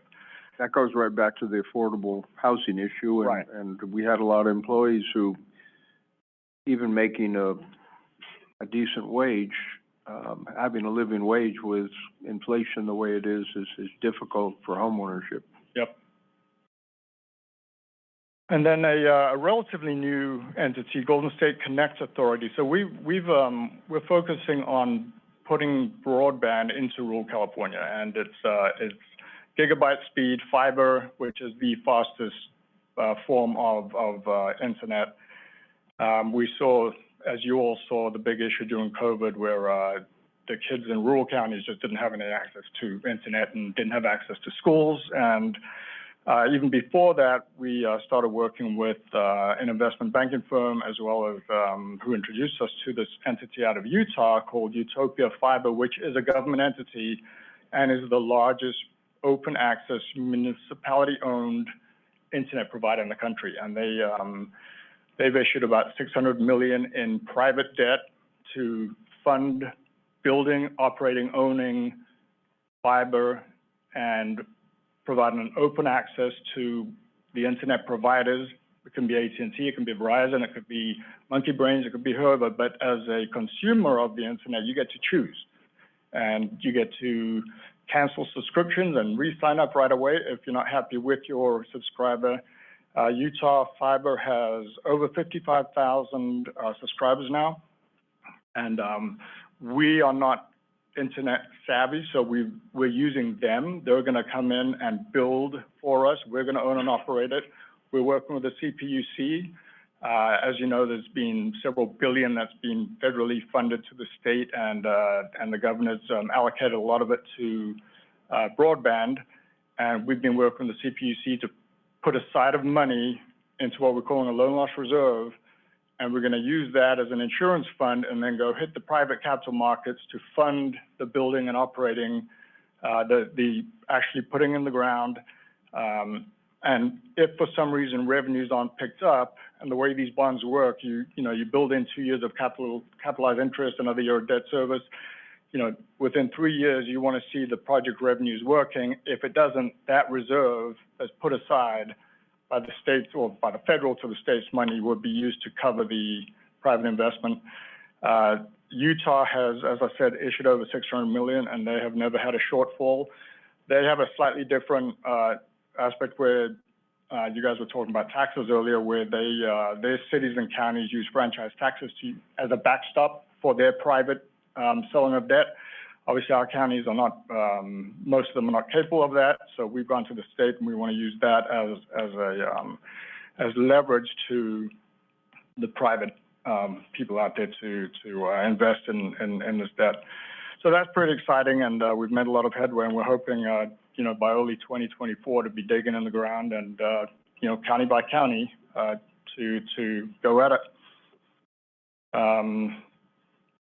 And then Golden State Finance, we've already gotten EDA grants.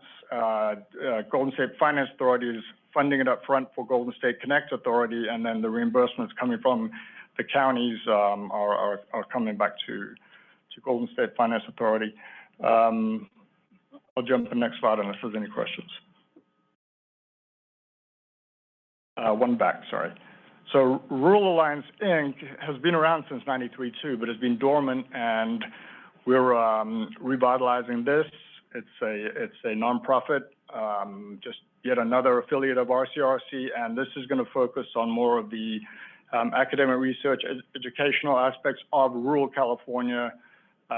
You know, it's been a few months since we've brought it back from the dead, and you know, the idea is to bring political, legislative issues to rural California, where you know, we're going to fund tourism, education, you know, bringing the big city people to rural California and showing them what rural California is about. Is pretty much what the idea behind Rural Alliance, Inc. is. And then Golden State Natural Resources, yet another affiliate, started several years ago, and this the idea behind this is forest resiliency, and you know, we got into a 20-year master stewardship agreement with the U.S. Forest Service, and the idea is go in, clear out the dead wood, and we're in the works of we bought two facilities, one in Tuolumne County, one up in Lassen County, where the idea is to issue debt, build pellet-making facilities, and then make pellets out of all the dead wood that we're pulling out of the forest. And Europe's a big buyer of this, so is Asia, and it's we've got a little way to go, but it's in the works. And you know, we're working with a couple of investment bankers. We're working with several entities who've been doing this. We've been looking at other means where do we want to really do it, or bring in those that have done it to, you know, use our stewardship agreement to get them into the forest. And but you know, we all know what the fuel behind the fires is, and it's the dead wood beneath the forest. And then last but not least is the Environmental Services Joint Powers Authority, and this is kind of speaks for itself. It really focuses on organic waste and you know, just the environmental side of, you know, again, focusing on rural counties of California. And that's really just the high level on RCRC as a whole, its affiliate entities. You know, I didn't want to take too much of your time, but if there's any questions. Supervisor X? Well, on the last thing on the forest management, the dead wood, is there a plan to develop more biomass capabilities for dealing with and treating with the biomass, the forest wastes that occur in the foothill region and the upper slopes of the Sierra? Because you know, you can make fuels from it. You can, you know, pallets are one thing. You know, that's good use. I'm not gonna. But if it's a lot of times, if it's dead wood, it's old wood, it's probably beyond its useful you know, point in time. So it can be consumed, or it can be burned, or turned into something more useful. What are we doing there? And you know, it seems like also the Air Board has a real impact on a lot of this. Yet we burn off all this material annually. You know, what's our plan? What's the state's plan for doing this? And it's not. Again, we're not the state. We're a. Oh, I understand that, but we absolutely understand where your concerns there, and the focus has been pellets. There has been a change recently where our prior CEO, Greg Norton, who you probably have all met, he stayed on to run Golden State Natural Resources, and he has since, as of actually the end of this month, 3 days, retiring from that. And Pat Patrick's taken that over, and we're taking it internally. And yes, we've been looking at, are we gonna keep focusing on pellets, or we're gonna just use whatever we can, chips, you know, bring in the Envivas and the Pinnacles and the Dracs to come in and help us, and just, the idea is get the wood out. That's Well, it's not just wood. I mean, we have programs to keep people from burning pine needles. I mean, there's a lot of that. I mean, you won't be able to make pallets out of that. You know, there's, you know, branches, you know, brush. We do a lot of brushing. Our county, you know, goes through all the roads and brushes it out. We have our fire safe council. People clear the brush around their houses up here. Where can they take this debris to have it, you know, removed? That's all. I'm not trying to get you to, you know, I'm telling you right now, we're not have new policies here, but I'm just trying to give you feedback, so maybe you can take that back. Yeah. And look, it's a big state. You know, we're going in, and this is the initial process, and hopefully it grows. And you know, we've got the access to the forest, where a lot of private companies have tried but couldn't get in, and that was the problem with California as a state. There could be an owl hanging out there, and they don't want you to go in and do anything. You know, that's the process we've got to go through. But I think most of the forest is U.S. forest owned, and they want to see this happen too. No, I get that. Well, sometimes they want to see it happen, but they don't make it easy sometimes. I had a meeting last week with a regional director of U.S. Forest Service. I'm not going to say his name because I don't think he would appreciate it, but you might want to take it back to RCRC that his thought, and he's more old school than a lot of them, they've always been compelled to try and find value in the timber that's coming off, like the Caldor fire right now. All that timber coming off, sure, it has some value, but it's also a liability.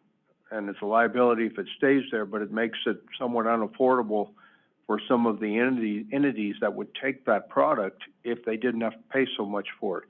So if U.S. Forest Service would change their mindset and start looking at it, in some cases, as more of a liability than a little bit of monetary value that they get off it, then there probably would be a lot more businesses wanting to take that and do us a favor by taking it.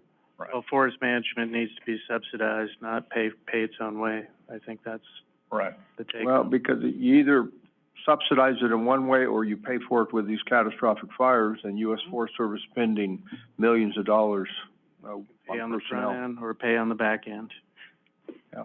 You might want to just take that message back and to try and have those discussions with U.S. Forest Service to change that thinking. Supervisor Crew? Nothing from me. Supervisor Neto? Oh, I just got to wing it a little bit.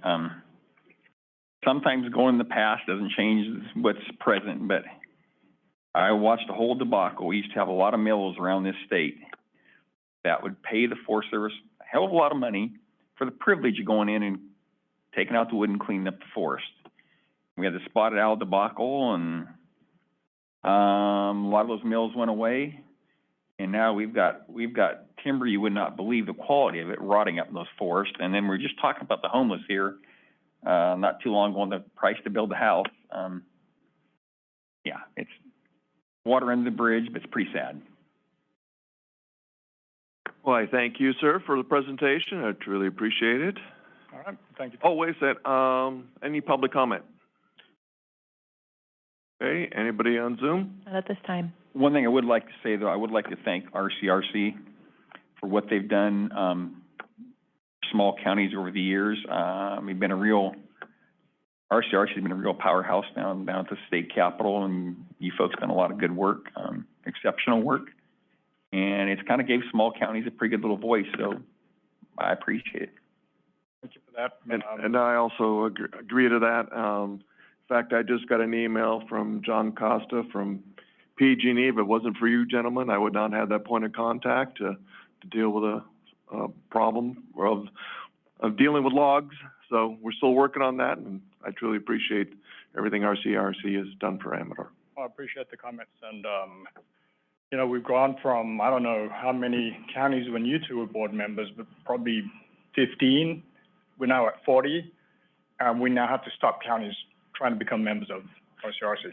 We don't want it to get too outside of a rule, but there's a lot of larger counties. Exactly. That's a without question, yeah. I mean, That concerns me if you get too big of counties, too urban of counties at some point. well, we've got CSAC for that. That, you know, they cover the whole state and leave it at it. And- Yep. And they're great at it, and we could put good partners with them, but yeah, we're definitely in a situation where we're getting calls from Riverside and San Bernardino and what have you, wanting to join, and we're like, it doesn't meet what our, you know, mindset is. Thank you for that, I appreciate Every county has that. rural portions, even San Diego, but are they really considered a rural county? But I appreciate you coming up, Craig, and, say hello to Patrick. Will do. Good seeing you again. Thank you, appreciate it. I'm gonna suspend the Board of Supervisor meeting and take a break for 10 minutes. We'll start with IHSS at 10:45.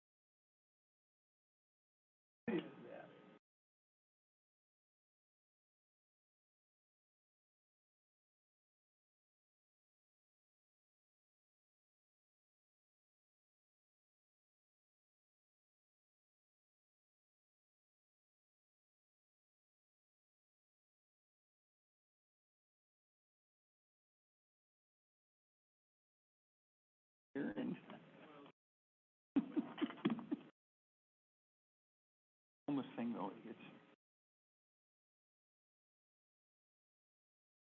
I'd like to bring the meeting to order of the Amador County In-Home Supportive Services Public Authority Board of Governors.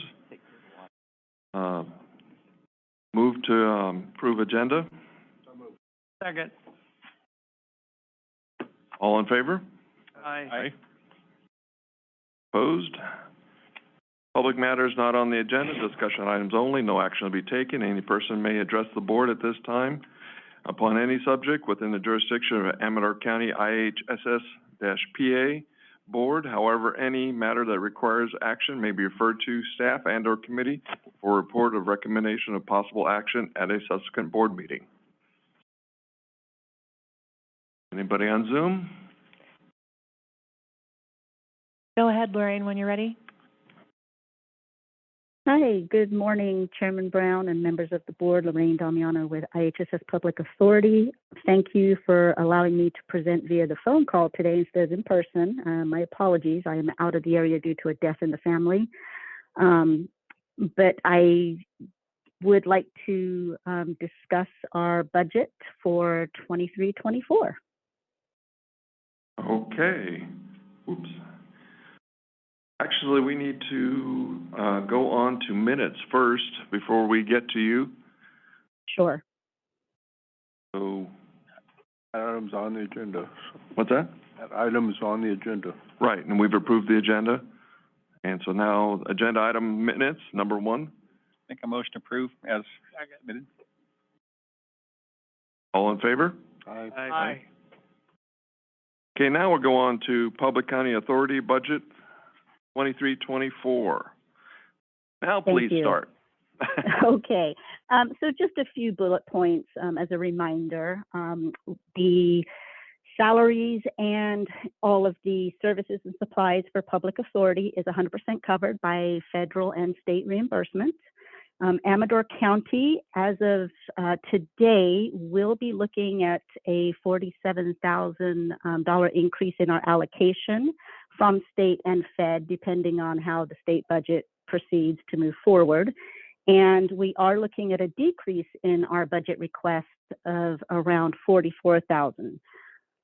I also was able to, as with the past 3 years, for the next 3 years up through 2026, I've been able to keep our provider health benefit costs the same, so no increase in that area.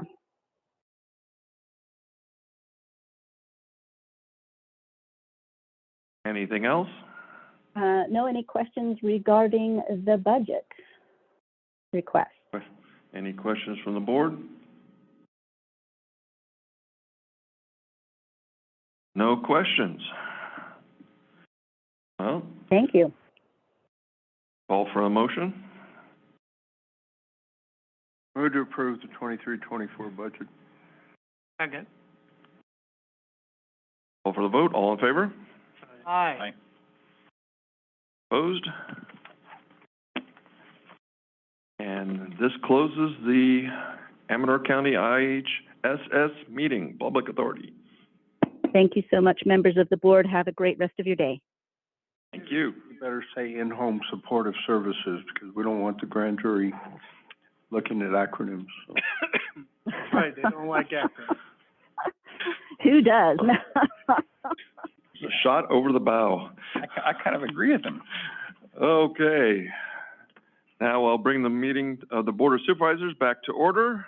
On to 3C, Amendment of Amador County Code, Chapter 2.86 regarding County General Assistance Program. Morning, Ann Watts of Social Services. Morning.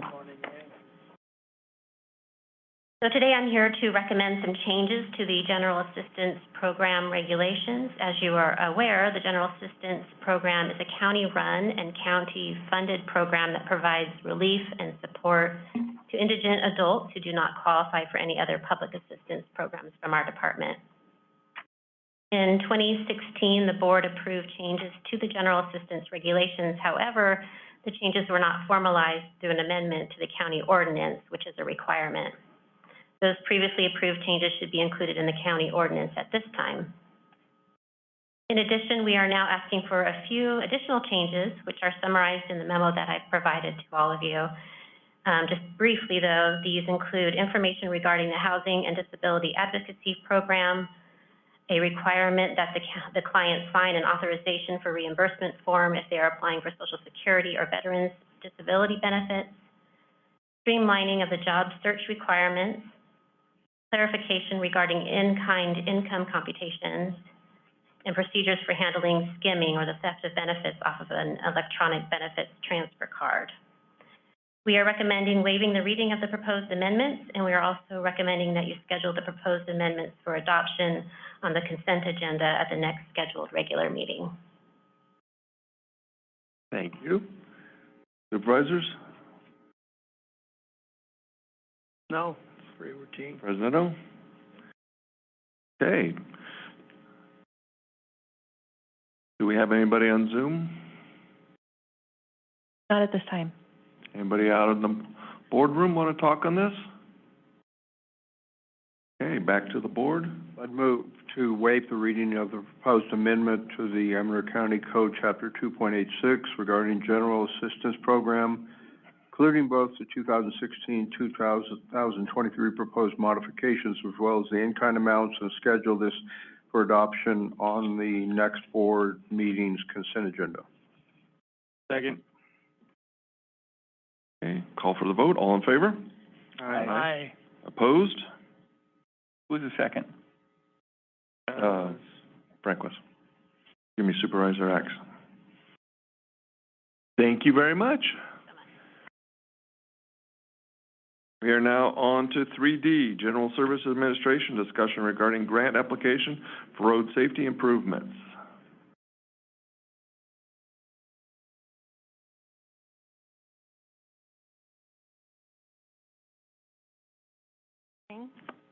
Good morning. Chairman, Morning. members of the board. I am Karen Warburton, Senior Administrative Analyst from GSA. I am here today to provide information for the discussion of a grant opportunity called Safe Streets and Roads for All, and also discuss how best to prioritize our roads based on a recommendation from the Road Committee and requirements for the grant. The Safe Streets and Roads for All grant is being offered by the U.S. Department of Transportation, and it will help, or would help, to fund a project called Keep Amador Roads Safe, or CARS. The project aligns with federal and state trends of minimizing traffic accidents with a goal towards zero fatalities or serious injuries on the roads by examining where safety improvements are needed. Road Committee and County Administration Officer Chuck Eiley, via John Hopkins, Director of General Services, recommended 4 roadways to prioritize. That would be Latrobe, Ridge Road, Shake Ridge Road, and Fiddletown Roads. The grant requires that county leadership must endorse the goal with a provided resolution that's in your packet. And this is a planning grant that will help the county develop a comprehensive safety action plan. That action plan will be for all the roadways in the county. And there will be a subsequent opportunity, if we were to get this grant, that would allow us to apply for an implementation funding of the suggested actions in the plan. Now, here's some brief information about the grant. There's a 20% match, which can be county cash contribution, or it can be an in-kind contribution. There's also a minimum of $100,000 for this grant and a maximum award of $10 million. It requires the county to pay expenses in advance and receive a reimbursement from the Department of Transportation. The application's due on July 10th. And it would enhance the application if we were to include some stakeholders in the county as part of our application, for example, our cities. They're willing to do so. All application requests must be data-driven in their nature. So I conducted a brief data analysis that indicates that Latrobe Road and Ridge Road are two roads that have some of the most accidents with fatalities and serious injuries. And therefore, I would expect those to bubble up as part of a safety action plan as being roads to be addressed. Yes. You think you need to add one more wreck on Latrobe Road as of about a couple days ago? You are correct. The data analysis, though, just to be clear, that I conducted was over the last 5 years, and 2022 data is not out yet. So it was for the period of 2017 to 2021. However, the dangers of the road are not lost on me, and they still exist. Not really the danger of the road, it's the danger of the drivers, because my daughter got in an accident 2 months ago. Somebody crossed over the line and hit her head on. Yes, it definitely has to do with the drivers, but there are probably some improvements to the roads that we can make that would prevent people from making those mistakes. Agreed. That and getting more sleep. Yes. There are some additional statistics that I included in the memo for you to read if you prefer to read those things. I also want you to be aware that I have already reached out to a number of individuals for letters of support on this grant, and I think we're going to get a pretty good amount of support from high-level individuals like our state senators at the federal level, Congressman Tom McClintock, and Caltrans director for the state. So there will be a number of those.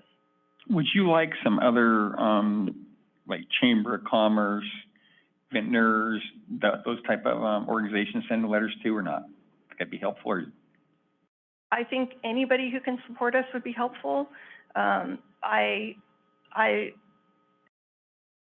somewhat careful about how I proceed with letters of support, because otherwise, if we ask them for every time we would apply for a grant, we would end up having to ask them for a lot of letters, I think.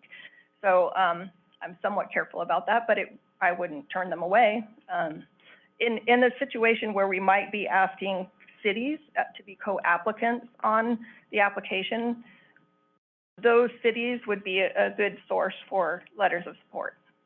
But if we're asking the cities, you know, if they don't see a benefit to themselves, because all the roads you've mentioned tend to be, unless, you know, if we're including the section of Ridge Road within the city of Sutter Creek, why would they sign on? Help the residents?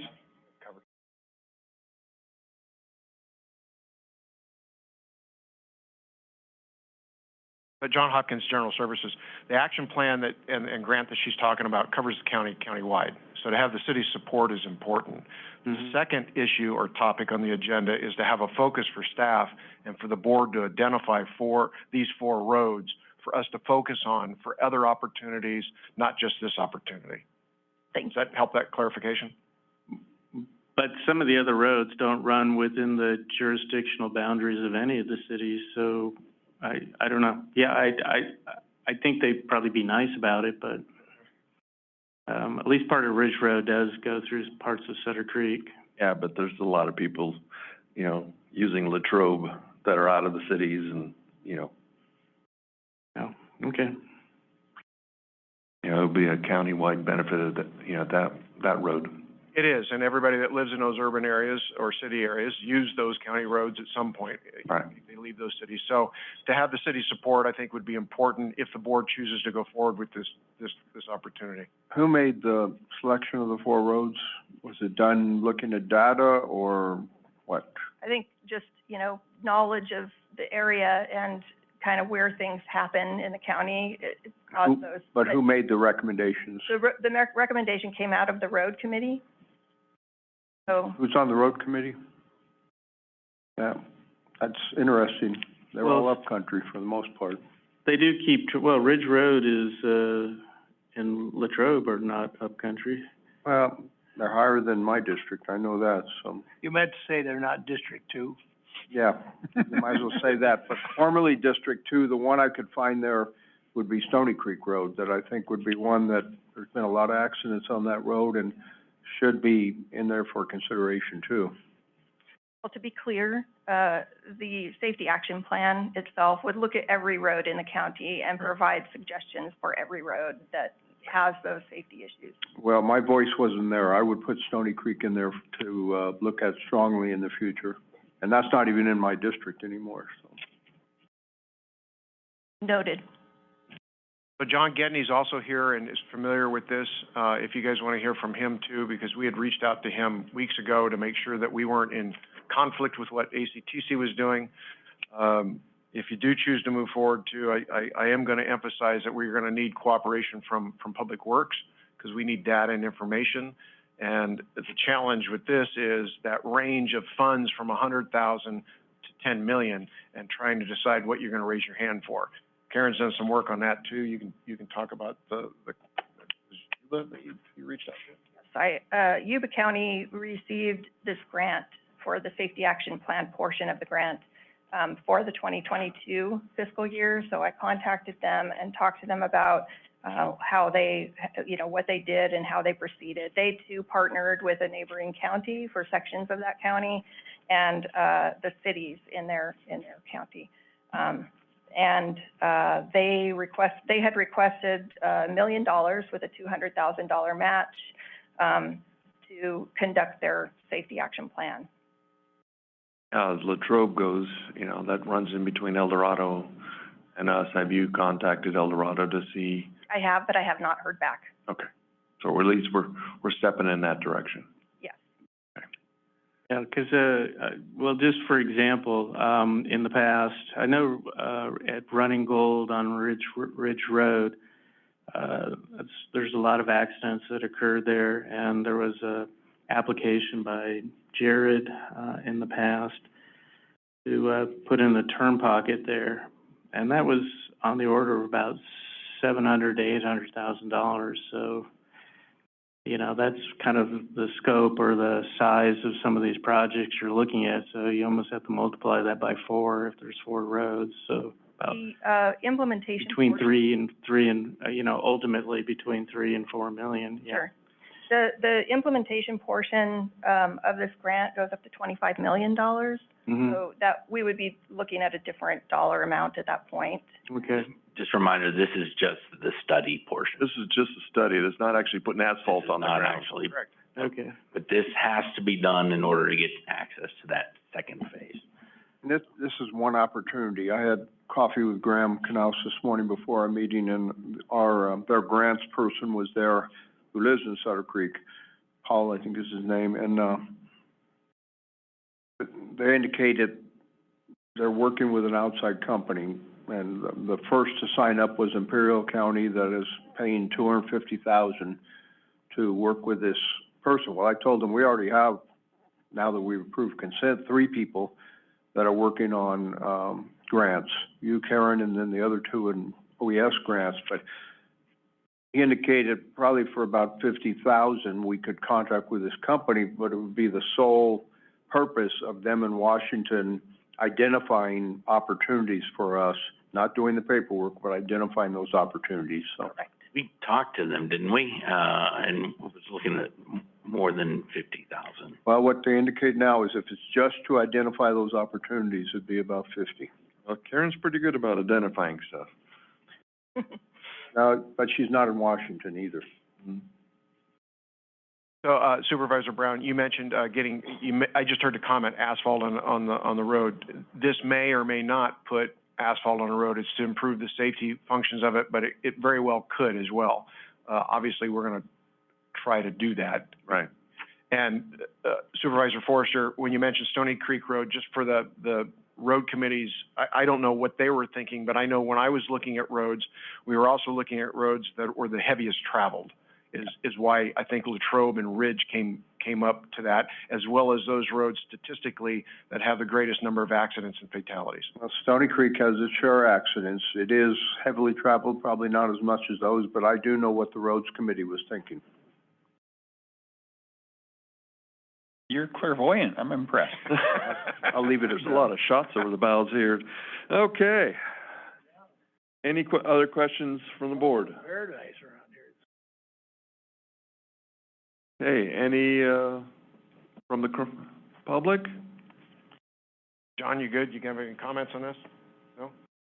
Okay. We're not giving it to Pine Grove, so we hadn't anything to do. Anybody on Zoom? Not at this time. Oh, we're having fun today. Are you ready for a motion, Mr.? I am, sir. All right, I make a motion to authorize staff to apply for the SS4HA grant and approve the attached resolution. 4HA, SS4A? SS4A. Yeah. Oh, okay, I'm sorry, 4H. No, You have me all confused there, Frank. 4A. Yeah, I take that back, yeah, SS4A. Do we have a second? I'll second it again. Oh, I didn't hear it. I'm sorry. I apologize. Call for the vote. All in favor? Aye. Opposed? Yes, sorry. Okay. And that passes. Thank you very much. Appreciate it, Karen.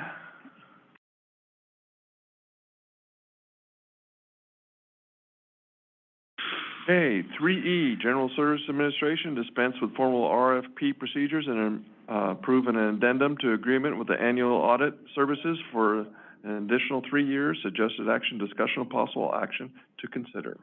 That was a long title. Sorry about that. I don't think about that until I hear you guys say it all together.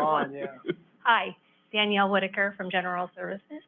I'm here today to review and discuss the potential request to dispense of the formal RFP procedures for the auditing service as requires your direction and action. Our policy states that a contract should not exceed 36 months, and this addendum will extend this particular contract for 3 additional years for a total of 9 years, with a total contract amount of $616,533. Historically, when I'm requesting dispense of the formal RFP procedures, I'm solid in my argument, and when looking at the reasons for extending this contract, as I state in my memo, I can find arguments either way for this item. So with the history that led to our policy, the length of time and the amount of this contract, I wanted to inform the board and have discussions on how you would like to proceed, and Casey and John are here to answer any questions you have. I like your analysis that you didn't agree with the auditor 100%. Well, it's not, the analysis is objective, right? Objective, that's right, and it's using the items that you have to analyze when you're looking at this, and you did find one area in particular that you agreed with them on. Correct. So at this time, because of the issue here surrounding what led to changes in policies back in 2014, the amount of this, the contract time, it's really up to you guys to decide what you want to do. Tacey's here and may have some additional information that wasn't in her memo to us, but it requires your attention here to decide what you really want to do. Tacey, you want to come up? Yeah, I guess, one question I have too is they're looking at, 3.8% and 3% and 3%. Yeah. I would think when they first take this contract, to get up to speed would probably take them a fair bit of time and effort. Once they've done it for a number of years, I think they should probably be fairly familiar with it, and their costs should probably drop. Now, I understand cost of everything's going up, but as far as their manpower or labor, I think would come down substantially. Well, when I looked, I actually looked at that with Danielle, and when I look at that over the period of time, remember that in the last 2 years, the CPI has increased 14%. So that's where some of this is some of those costs are coming at. So the original contract was at 3.3 and 2. This one's at 3.8, 3.3. It seemed reasonable, and I think Danielle made that analysis there as far as costs go when you look at the CPI in the last 2 years. It was 14%, huh? 14%.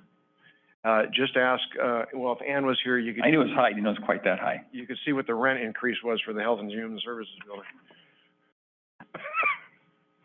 I thought that was a compelling argument, though, that the software, all of the increased software requirements, and having a firm that's aware of that and not have to come up to speed on that is, pretty compelling factor. It really, was extremely important, and last year it did take some time. It took time for us to get familiar. It took time for, Smith and Newell to get familiar and to be able to go into the system, and review contracts as well, review journal entries, and then that software, you can extract, the detailed footnotes that GASB requires. And so that was for GASB 87, and we are in the same exact boat with GASB 96, which is a hook-on to 87. And it has, I thought maybe it would be easier because we had gone through this process gathering all of our leases last year, but getting a hold of all of our software contracts has been very difficult. And we just were made aware of a new interpretation of the GASB 96, and we already have over 70 contracts to renew, and we are expecting to have over 100 again.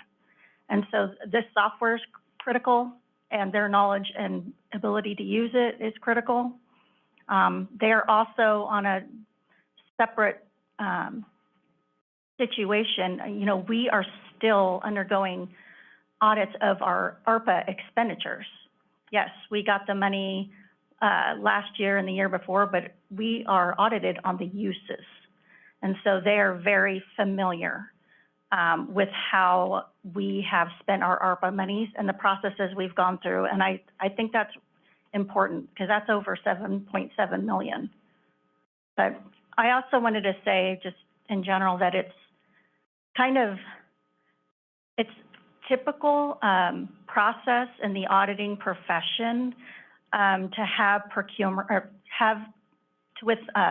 retain auditing firms for multiple years. The national average is 10 years. The GFOA, which is very conservative, states that you should retain an audit firm for a minimum of 5 years. Minimum, and they are very conservative. And there's a lot of reasons, but it is a major undertaking to change audit firms. Just some local facts, the audit firm that we had before, Smith and Newell, the county retained for 14 years. Calaveras County had retained Smith and Newell for 10 years.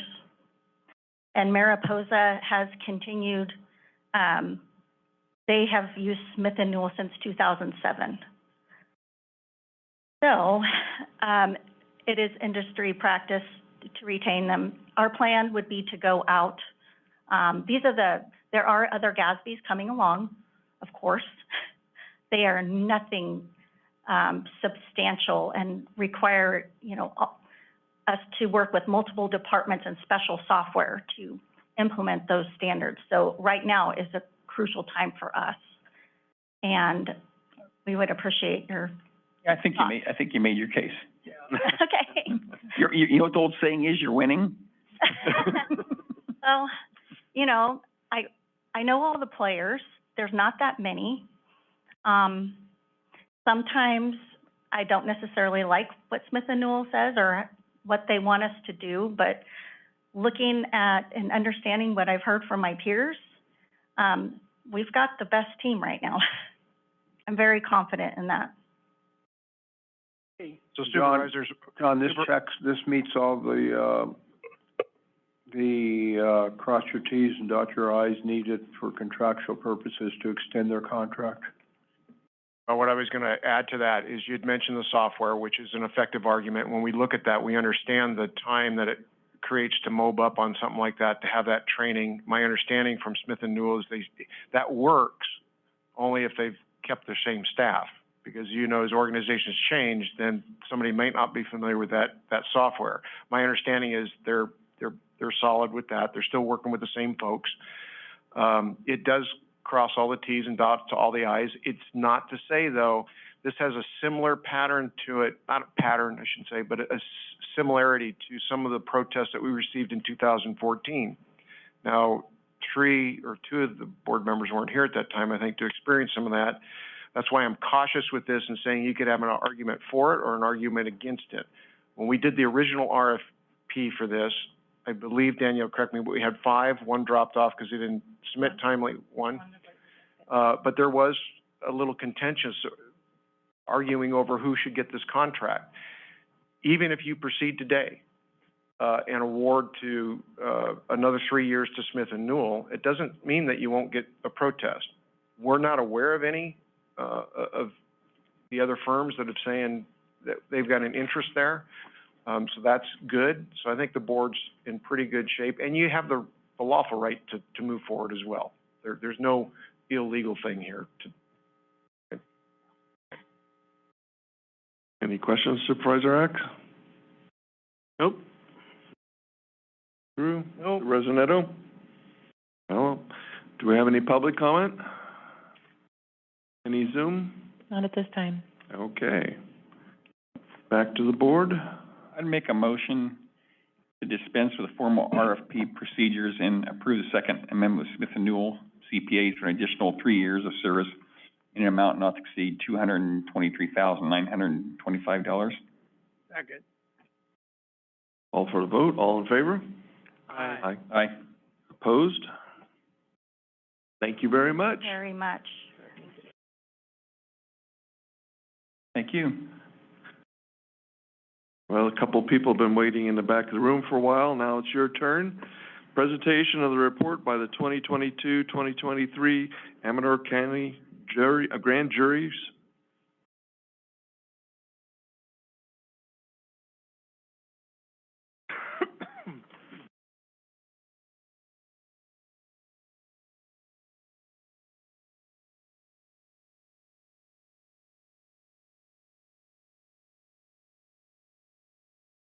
Good morning, and Good morning. Why don't you go ahead and swap over to the other one over here? Okay. You think it's a little lower? Yeah? Yeah, it's a little lower and I can Okay. see you. All right. There you Perfect. go. You can't hide behind the post. I'm Susan Manning, and this is Taylor Reeder. We were both pleased to be part of the civil grand jury this past year.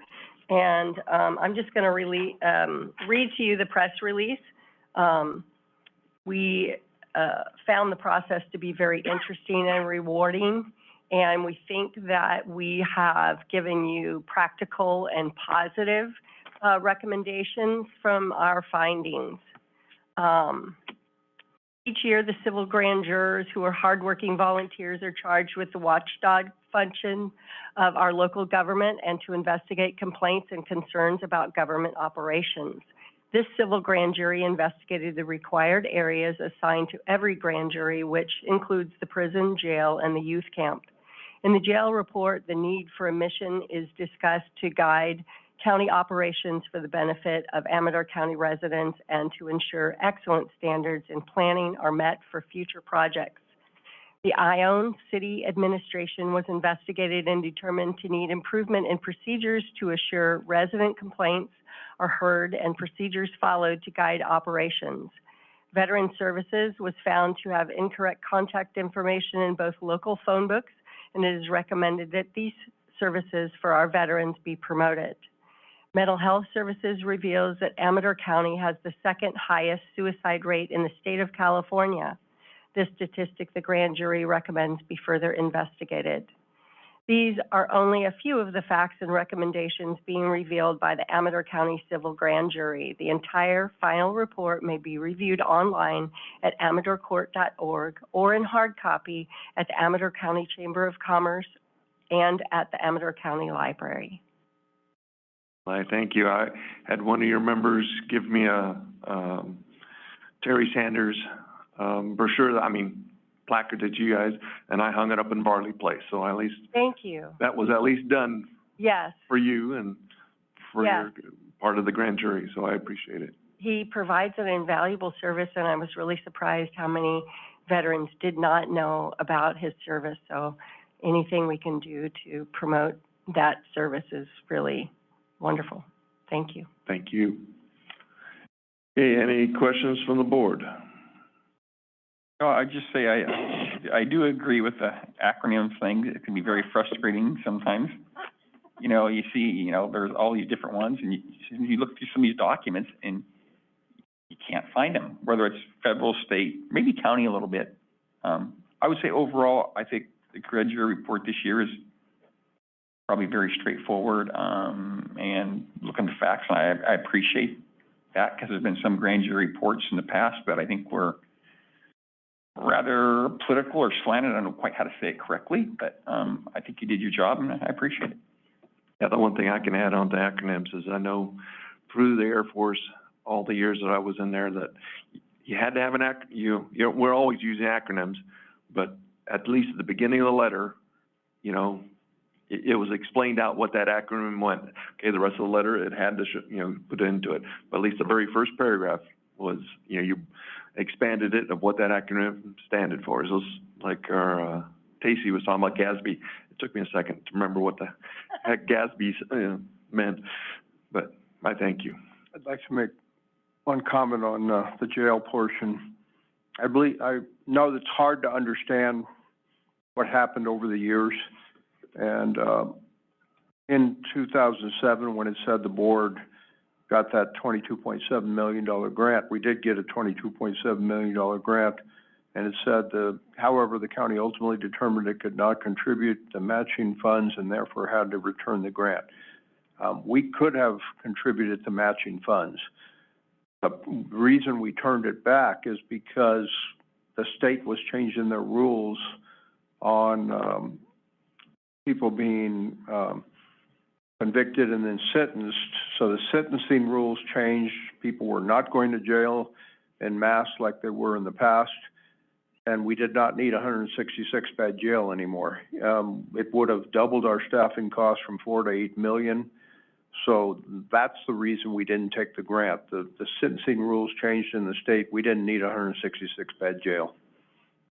And I got to thank Sheriff Martin Ryan at the time, because it was a hard decision to return $22 million to the state. I think also if we went forward, it would have probably, for all intents and purposes, pretty much broke the county. That's correct. And the other thing I need to say too is the state required at that time is if you build a 166-bed jail, you have to staff it for 166 beds, whether it's full or not. That was the big issue. It made no sense.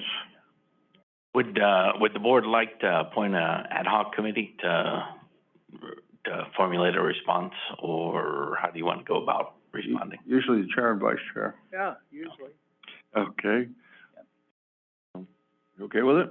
Yeah. Okay. But I do appreciate all the hard work of the civil grand jury.